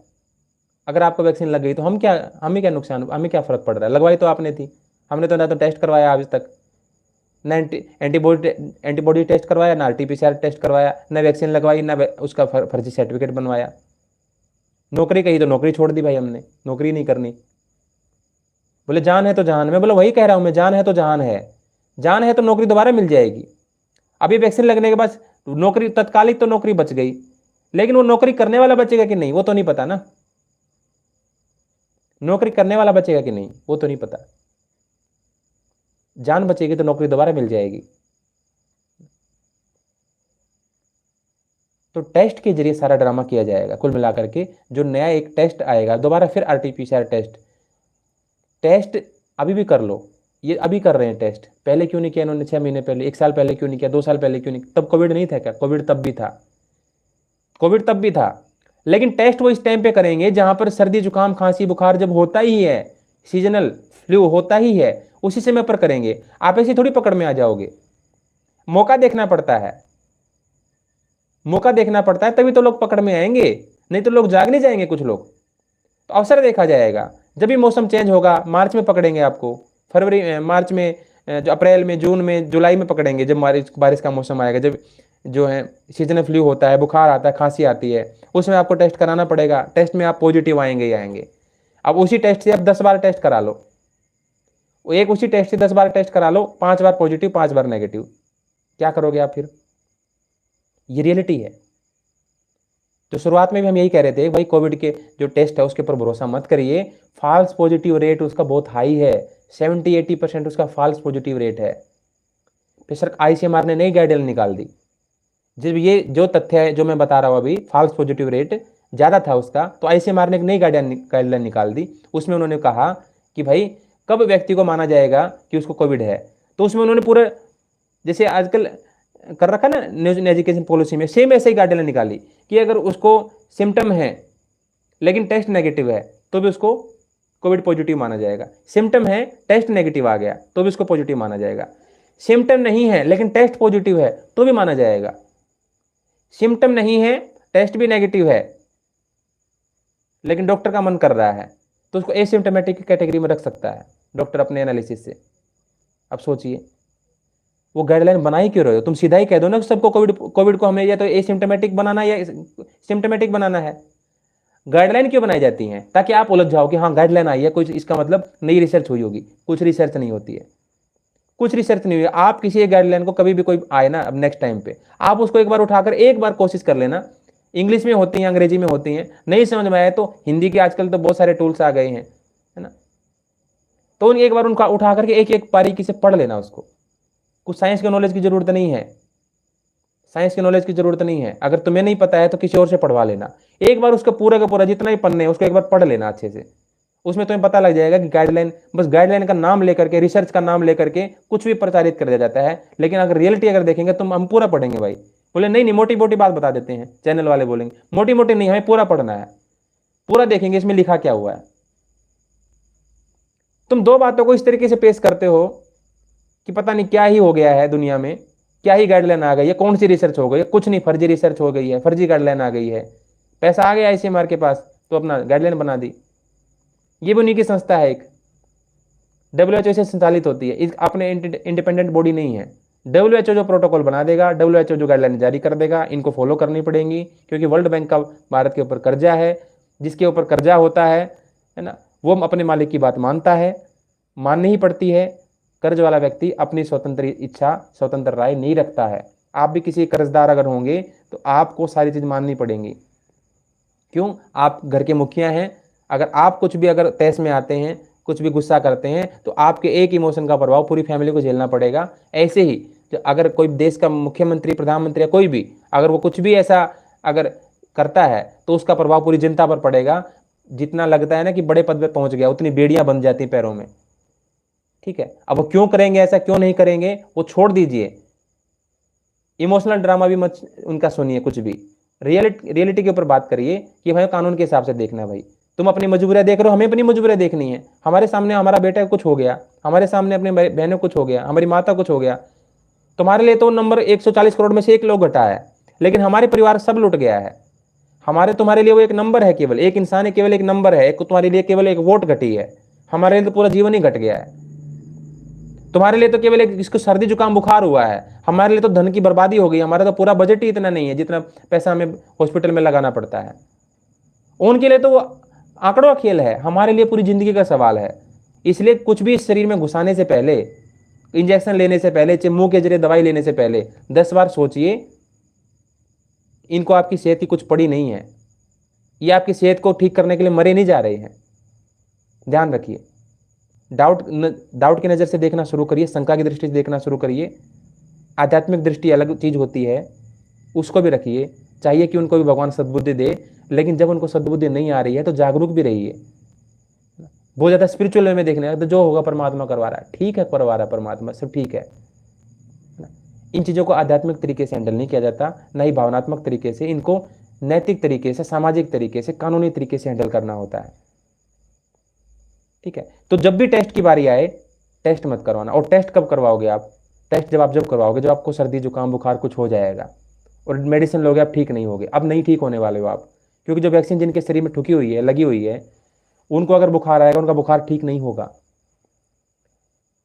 और आपको पता है जब आपको बुखार ठीक नहीं होता है, 3-4 दिन हो जाते हैं, तो आपको मजबूरी में टेस्ट कराना पड़ता है, कहीं कुछ हो ना गया हो। अब कोरोना का माहौल चल रहा है, अगर यहाँ पर डेंगू का माहौल चल रहा होता तो डेंगू वाला टेस्ट कराते पहले। अगर मलेरिया फैल रहा होता तो मलेरिया वाला कराते पहले। अगर टाइफाइड चल रहा होता हर जगह तो टाइफाइड करवाते पहले। अब कोरोना चलेगा तो आप कोरोना का टेस्ट कराओगे पहले, क्योंकि यही हो गया होगा भाई। जब सबको यही हो रहा है तो हमको भी यही हुआ होगा, तो कोविड का टेस्ट कराओगे आप, RT-PCR कराओगे आप, और उसमें फंसे जाओगे आप। जिस दिन सबसे पहले आप कब फंसोगे, ध्यान रखिए, सबसे पहले आप तब फंसोगे जब आप टेस्ट करवाओगे किसी भी बीमारी में। मैं तो कोविड का एग्जाम्पल दे रहा हूं क्योंकि समय काफी हो गया है, तो संक्षेप में बातें कह रहा हूं कि कोविड का टेस्ट जब आप कराओगे या किसी भी बीमारी का जब टेस्ट कराते हो ना, पहली बार जब टेस्ट कराते हो, ट्रैप में आप तभी फंस जाते हो, तभी उनके जाल में फंस जाते हो। पहला कदम पे ही रुक जाना, दूसरे कदम पे रुकने का अवसर नहीं मिलेगा, कैद कर लेंगे आपको। गैर कानूनी है, देशद्रोही का मुकदमा हो जाएगा आपके ऊपर। भारत में राष्ट्रीय आपदा कानून लागू हो गया था जब कोविड आया था। राष्ट्रीय आपदा कानून का मतलब क्या होता है? सरकार ने अगर आपको कोई नियम बनाया और उसका आपने पालन नहीं किया तो आप देशद्रोही की कैटेगरी में आते हो, राजद्रोह होता है। और राजद्रोह का दंड क्या होता है पता है? पीढ़ियां खप जाएंगी उसको हटाने के लिए। धन दौलत जितना भी कमाया सब मिट्टी ढेर सब खत्म हो जाएगा, तो भी नहीं कुछ कर पाए। कोई वकील नहीं कर सकते तुम अपने पक्ष में, तो तुम्हारा कोई केस ही लड़ ले। राजद्रोह कोई आसान चीज नहीं होती है। जो बोलते थे ना मुंह उठा के देशद्रोही का हो गया, राजद्रोह हो गया, भाई देशद्रोही उसको ही बोला गया है, उसको ही बोला जाएगा जो कोविड के प्रोटोकॉल को फॉलो नहीं करेगा। आप इसको बहुत आसान चीज समझते हो, बहुत बड़ी चीज है ये। इसका मतलब आपके पास चांस ही नहीं है, कुछ भी चांस ही नहीं है। अगर सरकार गलत कह दे तो गलत को फॉलो करना है। अगर शरीर में वो कह दे कि 4 डोज लगवाने, डोज 4 लगवानी पड़ेंगी। अगर आप उसका विरोध करते हो तो देशद्रोही माने जाओगे। ये आसान चीजें नहीं है, बहुत खतरनाक चीजें हैं, बहुत खतरनाक चीजें हैं, है ना। अब ये चीजें समझ में भी नहीं आएंगी जो पहली बार सुन रहे होंगे इन चीज़ों को। मैं ये नहीं कहता, इसलिए मैं कोशिश करता हूँ किसी पार्टी पक्ष वगैरह का नाम ना लूँ, बात ना करूँ। नहीं तो इंसान की आजकल आदत हो गई है, तो इस पक्ष की बात कर रहा होगा या उस पक्ष की बात कर रहा होगा। लेकिन मैं आपको बताता हूँ, एक शिक्षक को जो होता है वो निष्पक्ष होता है। शिक्षक को कभी भी किसी पार्टी की नज़र से मत देखिए कभी भी। और मैं अपने आप को एक शिक्षक ही समझता हूँ, उतना ही रहना चाहता हूँ, है ना। किसी का फॉलोअर मत बनिए, किसी पार्टी का झंडा मत उठाइए। वोट देने के टाइम पर वोट दे लीजिए, 24 घंटे उन नेताओं की भक्ति पूजा मत करिए। भक्ति करने के लिए 33 करोड़ देवी देवता हैं, है ना। श्रद्धा रखने के लिए हमारे पास पूर्वज हैं, ऋषियों की लंबी परंपरा है, हमारे बड़ों की एक परंपरा है। हमारे बड़े भी जीवित हैं अभी, उनसे श्रद्धा रख सकते हो। नेताओं को शक की नज़र से देखिए। अगर तुमने उनको शक की नज़र से नहीं देखा हो, तुम्हें कस्टमर की नज़र से, तुम्हें वोट की नज़र से देखेंगे वो। अगर उनकी शक की नज़र से देखोगे, तुम्हें तरीके से देखेंगे, तो वो क्रांतिकारी के तरीके से देखेंगे कि तुम सच्चे नागरिक हो, डरेंगे तुमसे। अगर तुम उनको श्रद्धालुओं की दृष्टि से देखोगे, बोला कि ये तो एक वोट तो है ही हमारी, ब्राह्मणों की तो है ही, जाटों की तो है ही, इस नज़र से देखेंगे। तो पहली बार तुम फंसोगे तब जब टेस्ट होगा, और टेस्ट होगा तब जब तुम बीमार होगे, और बीमार होगे जब तुम लापरवाही करोगे। तो कुछ बेसिक चीज़ें हैं, तुम्हें क्या करना है अभी, है ना। अभी क्या करना है अपने आप को बचाने के लिए? एक तो सबसे जरूरी, 2 बार भोजन करना शुरू करो। अभी मैं जो इंपॉर्टेंट बातें हैं उसको नोट कर लीजिए। 2 बार भोजन करना शुरू करो, अपनी इम्यूनिटी को बचाओ, अपनी नेचुरल इम्यूनिटी को बचाइए। एक्वायर्ड इम्यूनिटी तुम्हारा काम नहीं करेगी। अब बोलेंगे नया वेरिएंट आ गया, वैक्सीन पुराने वाली वैक्सीन दूसरे वाले वेरिएंट की थी, वो कारगर नहीं है, नए वाले वेरिएंट के लिए नई वैक्सीन। और जितनी वैक्सीन लगवाओगे उतना ही वायरस म्यूटेंट होता है, ये सबको पता है, लेकिन बता कोई नहीं रहा है। बातें सब कर देंगे, मीडिया में आकर ताली से बजवा ले जाएंगे, हाँ वायरस म्यूटेंट हो गया। अरे भाई तुमको नहीं पता था क्या? तुमने MBBS किया, MD किया, डॉक्टरी पढ़ाई करी, साइंस पढ़ी, तुम साइंस के स्टूडेंट हो, साइंस के स्टूडेंट भी वैक्सीन लगवा रहे हैं, उनको बेसिक चीज पता है कि म्यूटेंट होगा। 6 महीने बाद जब वैसे जैसे ही आपको एक बार जुकाम होता है और जब दूसरी बार होता है, तो पहले वाला वायरस दूसरा होता है, दूसरी बार जो जुकाम होता है वो दूसरा होता है। वायरस म्यूटेंट करते हैं, एक जैसे नहीं रहते हैं वो। अगर आज वो मच्छर था, एक बहुत अच्छे डॉक्टर हैं वो एग्जाम्पल देते हैं इस चीज का। एक बार वो मच्छर था, अगली बार जब आएगा आपके पास चूहा बन करके आएगा। मच्छर के लिए आपने वो चिड़ी बल्ला वाला टाइप का वो ले आए आप, मच्छर मार दिया, अब चूहा आ गया, चूहा पकड़ में आएगा उससे। अब चूहे के लिए आपने चूहेदानी ले आया, तो वो हाथी बन करके आ गया। तो ऐसा तो होना ही है, इसमें कौन सी नहीं, वो कौन सी बात है, म्यूटेंट तो होगा ही ना वायरस। तो आपने तो जो वैक्सीन लगाई तो पुराने वाले वायरस की तो एक्सपायर हो गई उसकी, तो उसकी इम्यूनिटी जा चुकी है उस वायरस, उस वैक्सीन की। अब नया वायरस आ गया है, अब नए वायरस के लिए नई वैक्सीन आएगी, फिर दूसरा वायरस आएगा उसके लिए नई वैक्सीन आएगी, उसके लिए और अलग नई वैक्सीन आएगी। ये सारी वैक्सीन के जरिए आपके जेनेटिकली मॉडिफाइड करने की कोशिश है, mRNA वैक्सीन, यानी कि आपके जीन्स को मॉडिफाई किया जा सके, आपको एक ज़ोंबी बना दिया जाए, एक मशीन बना दिया, एक रोबोट बन जाए, आप एक रोबोट बन जाएं, आपको जितनी भी स्मार्ट डिवाइसेज हैं इनके साथ आपको कनेक्ट किया जाए आपकी बॉडी को। खैर ये बहुत लंबा चौड़ा विषय है, केवल आप हेल्थ के एस्पेक्ट को फिलहाल समझिए कि आपको पहली जो ट्रैप है, जो जहाँ से आप इसका दरवाजा खुलता है इस पूरे षड्यंत्र का, वो है आपका टेस्ट। टेस्ट नहीं करवाना है, टेस्ट नहीं करवाना है बस। जो लड़ाई में इसको लड़ नहीं सके, विरोध ना कर सके, तो फर्जी टेस्ट या कोई भी अच्छा डॉक्टर उनके साथ जान पहचान बनाइए, अभी से टच में हो जाइए ना। पहले हमारी डॉक्टर के साथ बॉन्डेशन बढ़िया होती थी, उनके साथ हमारा संबंध होता था अच्छा, मजबूरी में हमारे डॉक्टर काम आते थे, है ना। इसलिए योग वालों से, आयुर्वेद वालों से, नेचुरल जो थेरेपीज हैं भारत के एंसेंट, उनकी जो जानकार हैं उनसे अपना संपर्क बढ़ाइए, मजबूरी में आपका साथ देंगे वो लोग। जब तुम उनको समय रहते उनके साथ संपर्क नहीं करोगे, उनको सम्मान नहीं दोगे, उनको उनके जो उनके लिए उपयुक्त चीज़ें हैं अगर वो उनकी तुम व्यवस्था नहीं करोगे, तो उनको कौन सा, उनको तो अपना घर संभालना है ना। कोई किसी के लिए नहीं जीता है दुनिया में, ध्यान रखिए। अगर आप जो दोगे वही आपको मिलेगा, अगर सही समय पे आप और उनका साथ दोगे तो सही समय पर वो भी आपका साथ देंगे। नहीं तो आपने अगर उनको सेल्समैन की तरह से देखा है तो वो आपको कस्टमर की तरह देखेंगे, सीधी साफ बात है। किसी की कोई फिक्र नहीं पड़ी किसी की भी। तो पहला है टेस्ट मत करवाइए, उसके लिए आपको बहुत नुकसान झेलने पड़ेंगे, झेल लीजिए, कोई बात नहीं, फाइनेंशियल नुकसान झेल लीजिए, लेकिन जीवन का नुकसान नहीं झेल पाओगे। अगर किसी को हानि हो गई, आपके सामने आपके बच्चों को कुछ हो गया, आपके भाई को, आपकी बहनों को कुछ हो गया, ना तो अपने आप को जिंदगी भर माफ कर पाओगे, और पीढ़ियां बर्बाद होंगी वो अलग। जो वैक्सीन लगेगी, जिसको ध्यान रखना, एक पीढ़ी तक वो चीजें नहीं वाली है, जीन्स में जाएंगी वो, जीन्स में। अगर कोई लड़के ने अगर वैक्सीन लगाई है, उसकी शादी होगी, विवाह होगा, उसके बच्चे भी वैसे जेनेटिकली मॉडिफाइड पैदा होंगे, पीढ़ी दर पीढ़ी तक वो चलेगा, पीढ़ी दर पीढ़ी तक। सेम ऐसे ही जैसे आजकल टमाटर को हाइब्रिड कर दिया है, उस टमाटर के बीच से जो टमाटर बनता है वो हाइब्रिड वाला ही होगा, देसी वाला नहीं निकलने वाला उससे। आपके जीन्स को मॉडिफाई करने का ये सारा खेल है। माताओं बहनों को बचाइए, सबसे जरूरी है। उनके गर्भाशय को दूषित करने का प्रयास है, छोटे बच्चों को बचाइए, इनफर्टाइल करने का प्रयास है, मेमोरी लॉस करने का प्रयास है कि आप सोच समझे ना पाए। साइंस बहुत आगे जा चुकी है, हर एक व्यक्ति, हर एक साइंटिस्ट को पता है, जो षड्यंत्र करने वाले उनको तो बहुत अच्छे से पता है कि बॉडी में कौन सा कंपोनेंट्स अगर फिल कर दें, कौन सा कंपोनेंट्स को इंजेक्ट कर दें, तो सोचने समझने की क्षमता खत्म हो जाती है। और जैसे ही सोचने समझने की क्षमता खत्म हुई इंसान की, बस फिर तुम जिंदा भी हो तो ना बराबर, मरे हुए के बराबर हो। जिस दिन सोचना समझना बंद हो गया उस दिन मरे हुए के बराबर हो। मैं तुम्हें जेल में ना भी रखूं तो भी तुम जेल में ही हो। अगर मैं जेल में ना भी रखूं किसी को, मान लो कंट्रोल करना है, तो तुम जेल में ही हो, क्योंकि तुम्हारा दिमाग तो मेरे कब्जे में ही है ना। तो युद्ध के तरीके बदल गए हैं, गुलामी के तरीके बदल गए हैं। अंग्रेज वहां से सॉरी बोल के नहीं गए थे भारत से कि आज के बाद हम किसी को जो है ना वो नहीं करेंगे। अगर आप थोड़ा पढ़ेंगे तो अंग्रेजों ने क्या किया था, वो गुलाम बना, वो अभी नहीं स्वीकार करने के लिए तैयार हैं कि हमने भारत को गुलाम बनाया था। भारत के लोगों को, भगत सिंह को लगता था ना कि हम गुलाम हैं, महात्मा गांधी को लगता था, अंग्रेजों को तो आज भी नहीं लगता है। उनका लिटरेचर देख लो और भारत वालों को देख लो, जमीन आसमान का अंतर मिलेगा आपको। वो तो हमारे कल्याण, उनको तो लग रहा था कि हमारा कल्याण कर रहे हैं, है ना। इसलिए बोल रहे कि भारत के लोगों को जो है ना एजुकेशन देनी पड़ेगी, इंग्लिश सिखानी पड़ेगी, उनको रेलवे की लाइन बिछानी पड़ेगी, महिलाओं को शिक्षा देनी पड़ेगी। मुद्दे वो ऐसा छेड़ेंगे हमेशा जो इमोशनली ठीक लगेंगे आपको। भगत सिंह ने क्या कहा, बोले कि ठीक है। गांधी जी ने क्या कहा, लाल बहादुर शास्त्री ने, बाल गंगाधर तिलक ने, लाल बहादुर शास्त्री तो बाद में, बाल गंगाधर तिलक ने क्या कहा, बोले हमारा भला करना चाहते हैं। बोले हाँ, बोले हम अपना भला खुद कर लेंगे, स्वदेशी के जरिए भला करेंगे हम अपना। हम अपना भला खुद कर लेंगे, पैदल ही चल लेंगे, कोई बात नहीं। लाल बहादुर शास्त्री ने क्या किया, दूसरों से अनाज नहीं चाहिए, हम एक टाइम का खाना कम कर देंगे भारत का, लेकिन खुद उगाएंगे अनाज। यही तो हो रहा है ना कि वो हमसे करने के लिए हम तुम्हारे फायदे की बात कर रहे हैं, हम तुम्हारे फायदे की बात, ऐसा कह करके वो हमारे को ऐसा कब्जे में कर लेते हैं, है ना, ऐसा कब्जे में कर लेंगे जिसके बाद बचने का कोई रास्ता ही नहीं बचता है।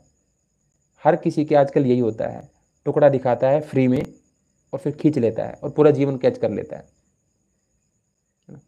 पहले फ्री का लालच दिखाओ, जियो की तरह से आदत लगाओ, 4G पे ले आओ सबको, और जब 4G पे सब सारा मार्केट शिफ्ट हो जाए और तुरंत फिर कह दो 399 का रिचार्ज कराना पड़ेगा।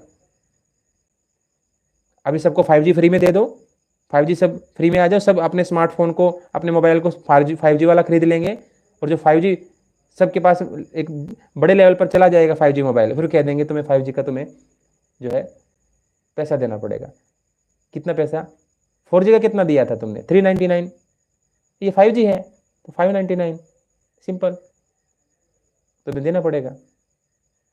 ठीक है, तो फ्री की चीज़ों से सावधान हो जाइए। फ्री का टेस्ट हो रहा है तो मत लगवाइए, फ्री की वैक्सीन मिल रही है तो मत लीजिए, फ्री की दवाइयाँ मिल रही है तो मत लीजिए, फ्री की चीज़ें मत लीजिए।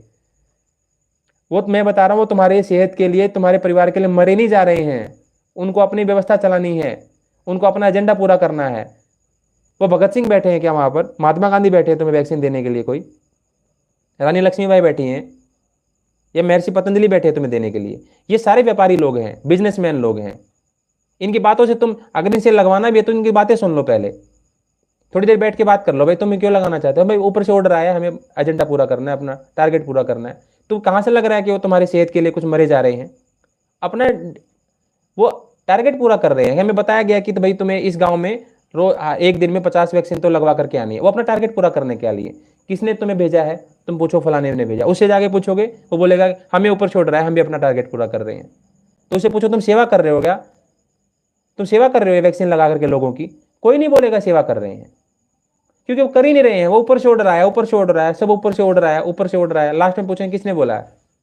तुम स्वास्थ्य मंत्री ने बोला। स्वास्थ्य मंत्री से पूछेंगे जा करके, पूछा भी गया था, क्या बोला था स्वास्थ्य मंत्री डॉक्टर हर्षवर्धन ने?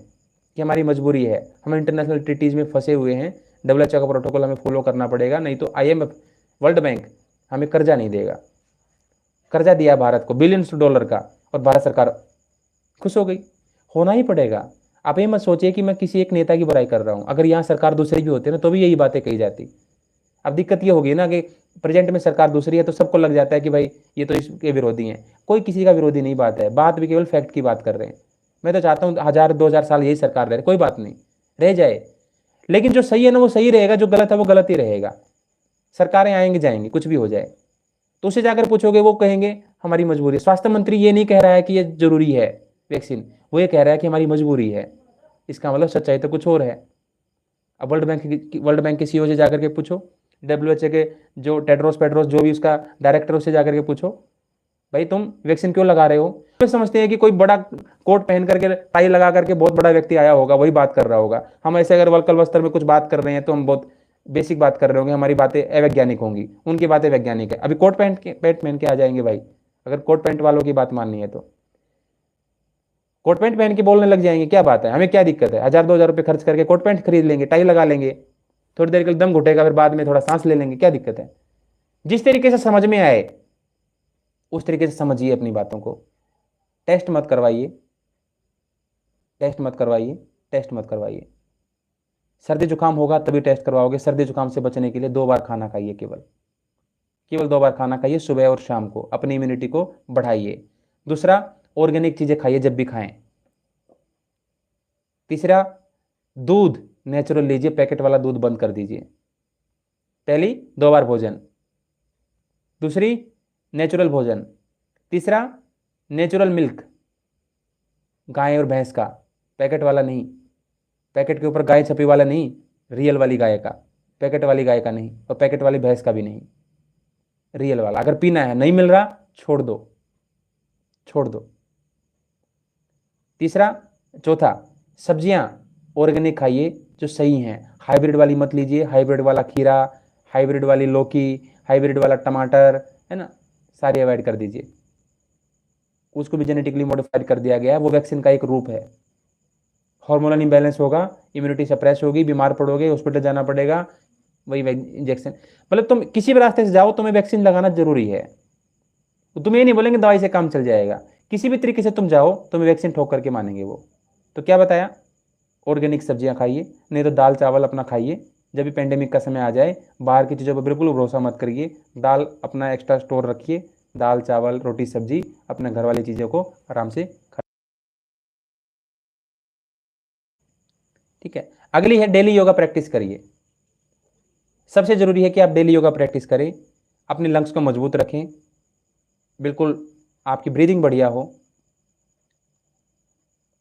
हम कक्षा करवाते ही हैं सुबह शाम, इसी उद्देश्य से शुरू की गई है। जैसे उन्होंने जितने तरीके से वो बर्बाद करेंगे हमको, जितने तरीके से बर्बाद करेंगे हमको, उतने ही तरीके आबाद करने वाले भी अपनाने पड़ेंगे। ठीक है। तो हर एक फील्ड में अगर वो स्वास्थ्य के तरीके से हमें कैप्चर करना चाहेंगे, तो स्वास्थ्य वाली फील्ड में भी आपको उतरना पड़ेगा। तो इसलिए सुबह शाम कक्षाएं चलती हैं, हमारे साथ जुड़ करके योगा प्रैक्टिस करिए। जो अभी कुछ किसी को दिमाग में यह आए कि ये हम अपना ब्रांडिंग कर रहे हैं, अपना बिजनेस कर रहे हैं, कोविड टाइम जब भी आ जाएगा, किसी से कोई पैसा नहीं लिया जाएगा।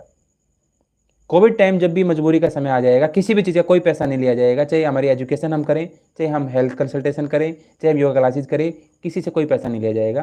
किसी के मन में ये ना आए कि भाई ये तो अपने पैसे के लिए कर रहे हैं, अपने बिजनेस के लिए कर रहे हैं। हम आज ही कह रहे हैं आपको, सारी चीज़ें निःशुल्क कर देंगे जो भी हमारे पास। वैसे भी फीस ज़्यादा नहीं रखते हम, इसलिए रखते हैं ताकि आप से ही हमारी आजीविका चले, किसी कंपनियों का गुलाम ना होना पड़े, किसी नौकरी ना करनी पड़े। अगर नौकर बन गए तो हम भी मजबूर हो जाएंगे, क्योंकि फिर हमें नौकरी बचाने के लिए सारी ताकत लगानी पड़ेगी। सच बोलने की तो पहले 2 बार सोचना पड़ेगा, 2 बार नहीं 2000 बार सोचना पड़ेगा, क्योंकि हमारी सारी जो डिपेंडेंसी है वो नौकरी पे आ जाएगी, उस हमारा परिवार उसी से चलेगा, और फिर सच सच नहीं रह पाएगा। हमें मैनिपुलेट करनी पड़ेंगी चीज़ें। हर किसी के साथ मजबूरी हो जाती है, जिसके साथ परिवार जुड़ा हो, जिम्मेदारियाँ जुड़ी हों, वो व्यक्ति मजबूर हो जाता है। इसलिए हमने यही रास्ता चुना है कि डायरेक्ट आपसे ही हम अपनी आजीविका अर्जन करें, आपका भी उसमें लाभ हो, हमारी भी आजीविका चलती रहे, इतना ही। लेकिन जैसे ही ये कोविड का कुछ ऐसा दौर आएगा, तो सारी चीज़ें निःशुल्क होंगी, चाहे एजुकेशन हो हमारी, चाहे हमारी हेल्थ से रिलेटेड कोई कंसल्टेंसी हो, चाहे योगा क्लासेज हो, रेगुलर चलेंगी, डेली चलेंगी, चाहे कोई भी मौसम आ जाए, चाहे कोई भी बारिश आए, तूफान आए, आंधी आए, कोविड आए कि कोविड का बाप आए, कोई भी आए, लगातार चलेंगी। और आप लगातार जुड़ करके अपनी हेल्थ को अच्छा करिए, योगा अभ्यास करिए। छठी और सबसे इंपॉर्टेंट चीज़, आप सबके घर में कुछ इंपॉर्टेंट मेडिसिन होनी चाहिए। इंपॉर्टेंट मेडिसिन आपके घर में होनी चाहिए, कुछ दवाइयाँ आपके घर में होनी चाहिए, वो एक दिन हम बताएंगे, है ना। लेकिन आप इसको नोट करके रखना, आपको इमरजेंसी के लिए कुछ आयुर्वेदिक मेडिसिन अपने घर में रखनी जरूरी है। क्योंकि जब कोविड आया था ना, लोग रो रहे थे, क्योंकि हम जो कि यहाँ पर पतंजलि में हूँ, फ़ोन कर करके, भैया आचार्य जी वो एक कोरोनिल किट हमें पहुँचा दो, कुछ भी करो, डबल पैसा ले लो, ट्रिपल पैसा ले लो। हम भी वो कम रोते थे, हमें ज़्यादा रोना आता था कि हम किसी को कुछ नहीं कर पा रहे हैं, क्योंकि ऑनलाइन डिलीवरी सप्लाई बंद हो गई है ना। आयुर्वेद की दुकानों पर बैन लगा दिया था गवर्नमेंट ने। एलोपैथिक केमिस्ट वाली शॉप खुल रही थी, लेकिन आयुर्वेदिक जो केमिस्ट की शॉप है वो सारी बंद हो गई थी, सारे क्लिनिक बंद हो गए थे, केवल एलोपैथी हॉस्पिटल खुले हुए थे। भाई कोई किसी का सगाने, ध्यान रखना कैसी परिस्थिति आ जाएगी, हम भी आपको कुछ भेज ना पाएँ उस टाइम पर, हम भी कुछ ना कर पाएँ। पैदल चलने के लिए मना कर देंगे, साइकिल से जा नहीं सकते, गाड़ी से जा नहीं सकते, ट्रैवलिंग सब बंद, तो कैसे पहुंचेंगे? ना फ्लिपकार्ट, ना अमेजन, ना कुछ। इसलिए हमेशा अपने घर में दवाइयाँ जरूर रखिए, जो आपकी सेफ्टी के लिए जरूरी हैं। अगला है जो इंपॉर्टेंट पॉइंट है, धूप लेना शुरू करिए, धूप सेवन। विटामिन डी जो है अकेला ही सारे वायरस को हरा देगा, विश्वास मानिए। विटामिन डी अपने बच्चों को जरूर मार के, पीट के, झगड़ा करके, कुछ भी करके धूप में बैठाइए उनको। बोले काला हो जाएंगे, स्किन खराब हो जाएगी, स्किन जिंदगी खराब हो जाएगी तो चलेगा क्या? स्किन खराब होने का डर है तो पीट करके बैठ जाओ, मुंह को ढक लो कपड़े से, इम्यूनिटी को बचाओ, है ना। वो लैब में पैदा किया गया है, लैब में बनाया गया वो वायरस। वैक्सीन जब जाएगी बॉडी में तो देखेगी नहीं कि तुम लड़का हो कि लड़की हो, कि अच्छे हो कि बुरे हो, किस जाति के हो, कौन से देश के हो, सबको एक जैसा रिजल्ट देगी वो। ठीक है। तो अपने घर में कुछ मेडिसिन जरूर रखिए, और कुछ पौधे जरूर लगा लीजिए, जैसे गिलोय है, तुलसी है ना, इस तरह के पौधे, नीम है, कड़ी पत्ता है, गमले में जरूर लगाइए।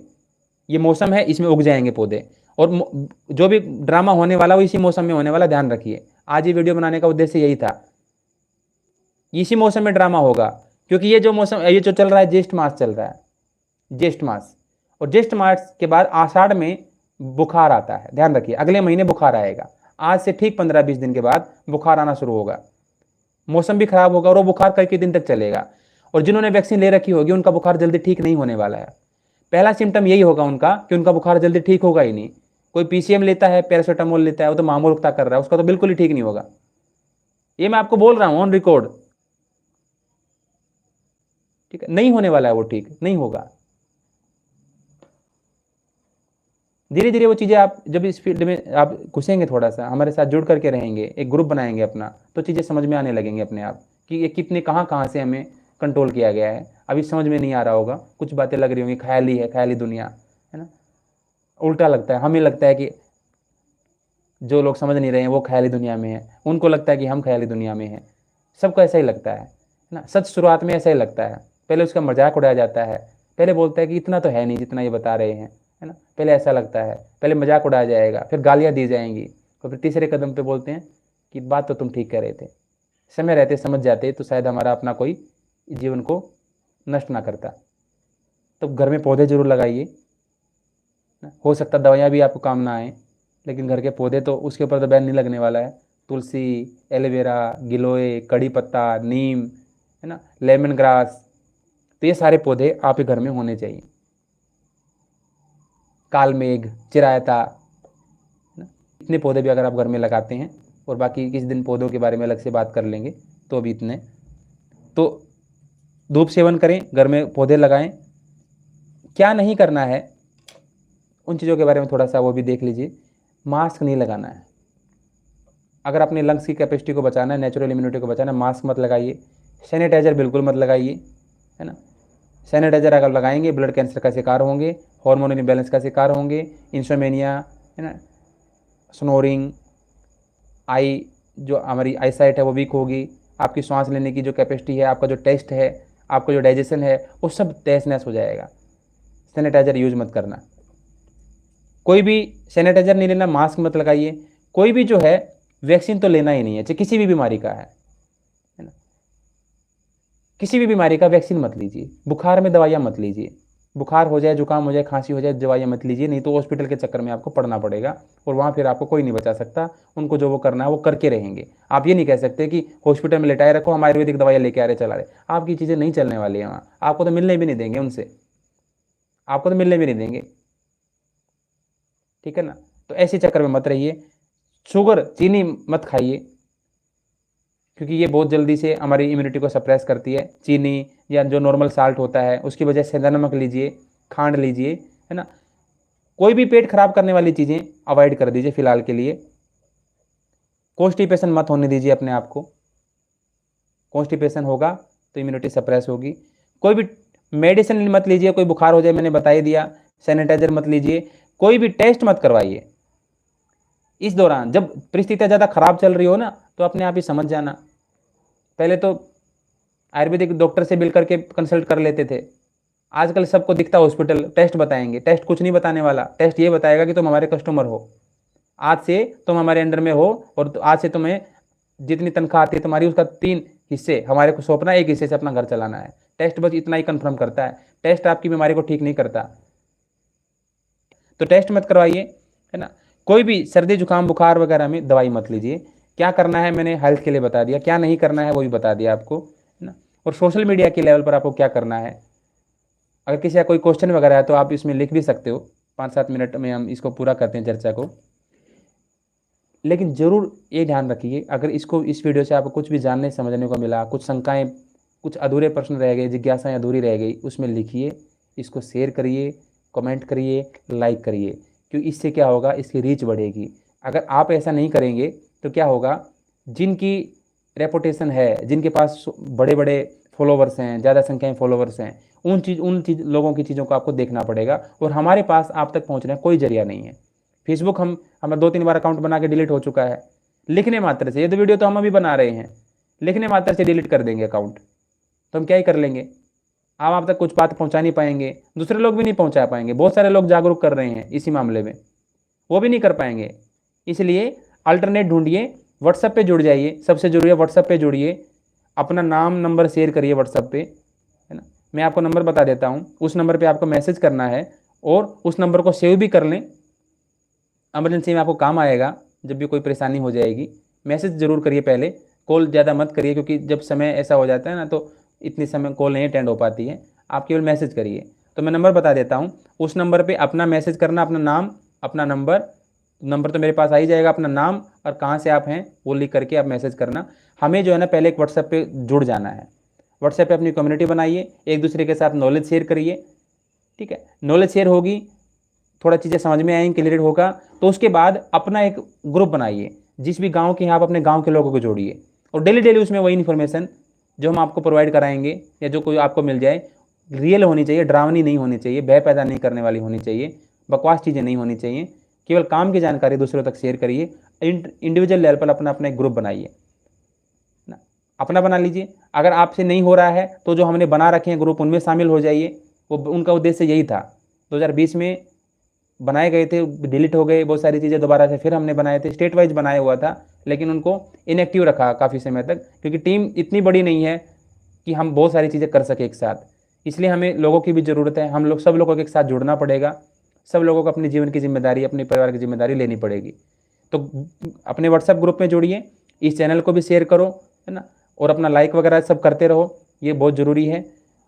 सबसे इम्पोर्टेंट है कि आप जो है अपना नंबर जरूर शेयर करना, जिसको भी आप बाद में इमरजेंसी में अपना नाम और नंबर शेयर करना, और ये जो नंबर मैं आपको बता रहा हूँ ये भी आप सेव कर लो और व्हाट्सएप ग्रुप से जुड़ जाओ। तो नंबर नोट कर लें सभी, 844-966-53 और 84, 844-966-5384, इस नंबर को सेव कर लें। इसके स्टेटस वगैरह पे सारे लिंक आपको मिलते रहेंगे, उन सारे ग्रुप से आप जुड़ जाइए। जब तक कोई चीज़ समझ में नहीं आती है तब तक उसको समझने का प्रयास करें, जब समझ में आ जाए तभी दूसरों को बताएं, नहीं तो बिना वजह का अफवाह पैदा नहीं करनी चाहिए कभी भी। जब आपको कोई चीज़ समझ में नहीं आ रही है तो समझो, आप पहले क्वेश्चन करो, मांगो एविडेंस कि कहाँ है एविडेंस, कहाँ लग रहा है फ्रॉड है, कहाँ हो रहा है ऐसी साजिश। तो चीज़ों को समझो पहले, जब समझ में आ जाए तो दूसरों को जोड़ो, ग्रुप बनाओ, ग्रुप के जरिए जोड़ो, अपनी फैमिली का ग्रुप अलग बनाओ, सोशल एक समाज का ग्रुप अलग बनाओ, ऑनलाइन भी जुड़ो लोगों से, ऑफलाइन भी जुड़ो, क्योंकि आपको केवल एक ही ताकत बचा सकती है। जब भी लोग इकट्ठा हो जाएंगे ना, इकट्ठे, आपको अकेले कंट्रोल करना बहुत आसान है, मेरे को पकड़ना बहुत आसान है, आपको पकड़ना बहुत आसान है, लेकिन जब इम्यूनिटी हो जाती है, यूनिटी बन जाती है ना, ग्रुप बन जाता है, संगठन हो जाता है, तो हर कोई घबराता है। इसलिए पहले के समय पर कबीले होते थे, समाज होता था, कौम होती थी कि फलानी कौम वो जाति, है ना, जिनको आज जातियाँ तोड़ने पर लगे हुए ना, जितनी जातियाँ टूटेंगी, समाज जितना संप्रदाय टूटेंगे, है ना, बिखरेंगे, इंडिविजुअल हो जाएंगे, उतना कंट्रोल करना आसान हो जाता है। इनकी इंपॉर्टेंस यही होती है, जातियों की, कौम की इंपॉर्टेंस यही होती है कि जब भी आपकी जाति की बात आती है आप उठ खड़े होते हैं, क्योंकि ऋषियों ने, संतों ने, पूर्वजों ने हर एक जाति के प्रति हमारे भीतर निष्ठा कूट कूट के भरी है, महिलाओं के प्रति निष्ठा कूट कूट के भरी है। जब भी आपको कोई महिला की, कोई बहन की कोई बात आती है तो आपका कोई भी हो, सब भुला देते हो कि ये तो उस राज्य की, स्टेट के, सब खड़े हो जाते हो, क्योंकि वो इमोशंस आपके भीतर भरे गए हैं कि जब भी किसी बहन को जरूरत हो सब भुला करके उसकी सहायता करनी है।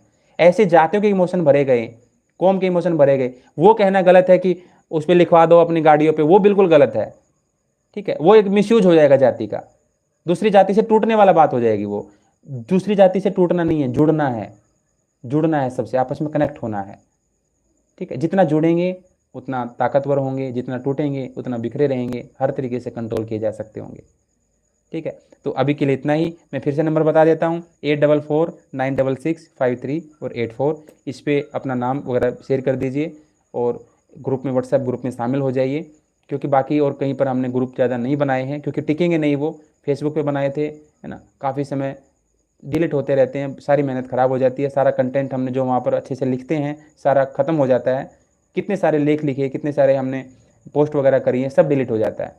तो इसलिए हमने केवल व्हाट्सएप जो है ना, मेहनत तो बहुत ज़्यादा लगती है, लेकिन अब व्हाट्सएप पे इतनी ज़्यादा किसी की सेंसरशिप नहीं है। हालांकि व्हाट्सएप के अकाउंट भी डिलीट किए जाएंगे, अचानक से कभी भी चैनल डिलीट हो जाएगा, हमारा नंबर ही डिलीट हो जाएगा जो हमने आपको बताया है ना। लेकिन जो अल्टरनेट जो नंबर होंगे, हमें हमेशा जुड़े रहना एक दूसरे से, जितने तरीके से वो हमें कैच करेंगे।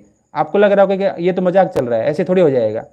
जब आप जुड़ेंगे, बोलना शुरू करिए, अगर आपको समझ में आ रहा है तो बोलना शुरू करिए, पोस्ट करना शुरू करिए, आप खुद ही देख लेंगे। जब आपका एक आध बार अकाउंट आपका ब्लॉक हो जाएगा ना, कम्युनिटी गाइडलाइंस के अगेंस्ट में आपकी पोस्ट, आपका अकाउंट 7 दिन के लिए बैन किया जाता है। आप 7 दिन तक कोई पोस्ट नहीं कर सकते। दोबारा फिर आप कर देंगे, फिर 14 दिन के लिए, फिर 1 महीने के लिए, फिर परमानेंटली ब्लॉक किया जाता है। फिर आपको पता लगेगा अच्छा ये खेल यहाँ तक चल रहा था। आपको लग रहा है कि हम आज़ाद हो गए हैं, हम कुछ भी बोल सकते हैं, लेकिन नहीं है, हम कुछ भी नहीं बोल सकते।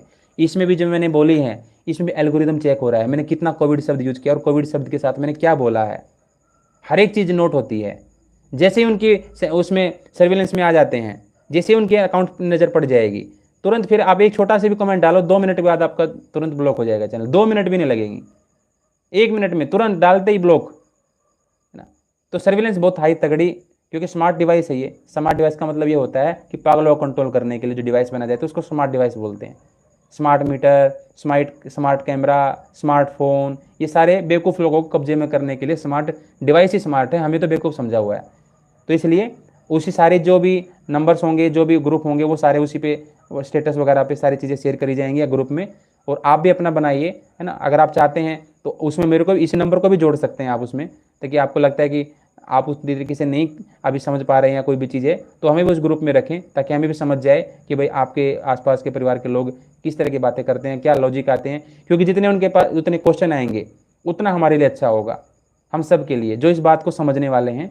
जितना आप क्वेश्चनों को फील करेंगे, क्वेश्चन को झेलेंगे, उतना आपके पास समाधान ज़्यादा होंगे। जब तक आप प्रश्नों का सामना नहीं करेंगे, आपके पास और हमारे पास भी कोई समाधान नहीं होना है। हमें कम से कम ये पता लग जाएगा कि लोग क्या सोचते हैं और उनको कैसे उत्तर देना है। तो जितने हो सके प्रश्नों को शेयर करिए, आपके मन में जिज्ञासाएं आती है उनको शेयर करिए, ताकि उनका समाधान दिया जा सके, पता लग जाए कि आपको क्या जानने की ज़रूरत है। तो किसी का कोई डाउट वगैरह हो तो ये वीडियो उस पर अपलोड हो जाएगी, तो उसमें आप लिख देना। कोई मान लो अभी कोई चीज़ आपको समझ में नहीं आ रही है या कोई शंका है या जो भी बात है, तो उसको आप आराम से इसमें लिख दीजिए। अगले वीडियो में उसका उत्तर देने का हम ज़रूर प्रयास करेंगे, ठीक है, स्टेटस के जरिए कैसे भी करके। क्योंकि जब तक आपके प्रश्न रिजोल्व नहीं होंगे, डाउट्स रिजोल्व नहीं होंगे, तब तक कोई बात बनने वाली नहीं है, ठीक है। क्योंकि आपको पहले कॉन्सेप्ट क्लियर होना ज़रूरी है, आपको चीज़ें समझ में आनी ज़रूरी हैं, तभी आप दूसरों को कहिए, नहीं तो आप मारे जाओगे। एक बार आपने अपनी क्रेडिबिलिटी खो दी तो खो दी, फिर आप दूसरी बार में आपको कोई विश्वास नहीं करेगा। वो भेड़िए वाली जो बात मैंने कहानी आपको बताई, उसको हमेशा याद रखिए, है ना। वो तो जानबूझकर मजाक कर रहा था, आपसे अनजाने में ऐसी गलती हो जाएगी कि आप बिना तथ्यों को पूरी तरह जाने अगर आप कोई बात कहेंगे, तो आपकी बात, आपकी क्रेडिबिलिटी के ऊपर क्वेश्चन मार्क लग जाएगा, और फिर दोबारा आप अगर सही बात ही बोलेंगे तो वो आपकी बात नहीं सुनने वाला है। इसलिए पूरी तरह से जान समझ करके पहले क्वेश्चन पूछिए, खुद समझिए, और जब पूरी तरह से पिक्चर क्लियर हो जाए दिमाग में, तभी दूसरों को बताना चाहिए। नहीं तो अगर आपकी क्रेडिबिलिटी एक बार गुम हो गई और उसने आपकी बात को गलत सिद्ध कर दिया, फिर तुरंत आप उत्तर नहीं दे पाए, तो फिर जो है ना गड़बड़ हो जाता है मामला, ठीक है। तो इसलिए पहले क्वेश्चन रेज करिए, पूछिए, और उसके बाद फिर अपनी चीज़ों को आगे बढ़ाइए। यही है सही तरीका किसी को समझाने का, जगाने का, कि पहले समझो और फिर आगे समझाओ, आगे चीज़ों को बढ़ाओ, ठीक है जी। तो लास्ट में यही कहेंगे कि वतन की फ़िक्र कर नादान, मुसीबत आने वाली है। जिनको एक बात समझ में आ गई कि वतन की फ़िक्र कर नादान, मुसीबत आने वाली है, तेरी बर्बादियों के मशवरे हैं आसमानों में, नहीं संभलोगे तो मिट जाओगे हिंदुस्तान वालों, तुम्हारी दास्तां तक भी ना होगी दास्तानों में। समय बहुत ख़राब है, हर जगह मशवरे हैं, सॉल्यूशन हैं। आपको उन समस्याओं को पहले देखना और उन समस्याओं का समाधान खोजने का प्रयास खुद ही करना पड़ेगा। कोई आपको बचाने के लिए या हमारे परिवार को बचाने के लिए कोई नहीं आ सकता। अचानक से केस बढ़ेंगे, अचानक से लॉकडाउन लगेगा, अचानक से वैक्सीनेशन प्रोटोकॉल फॉलो होना शुरू हो जाएंगे। इसलिए समय रहते इन चीज़ों को ध्यान दीजिए। जो हेल्थ टिप्स बताए हैं, जिनको अवॉइड करना है वो अवॉइड करिए, है ना। जैसे अपनी कम्युनिटी को मजबूत करना है, अपने ग्रुप को मजबूत करना है, उस तरीके से अपने आप को ढालना शुरू करिए, उस तरीके से अपने आप लाइफ को बनाइए, ठीक है जी। तो अभी इतना ही रखते हैं। बहुत अच्छा, आपका सब धन्यवाद इतना सब सुनने के लिए, क्योंकि हमें लगा था कि अचानक से आधा घंटे के नोटिस पे जो मैसेज पे हम आपको बुला रहे हैं तो शायद कितने लोग जुड़ेंगे, लेकिन इतने बहुत हैं हमारे लिए, है ना, उत्साहवर्धन के लिए इतने बहुत हैं, ठीक है। चलिए, ओम नमस्ते सभी को।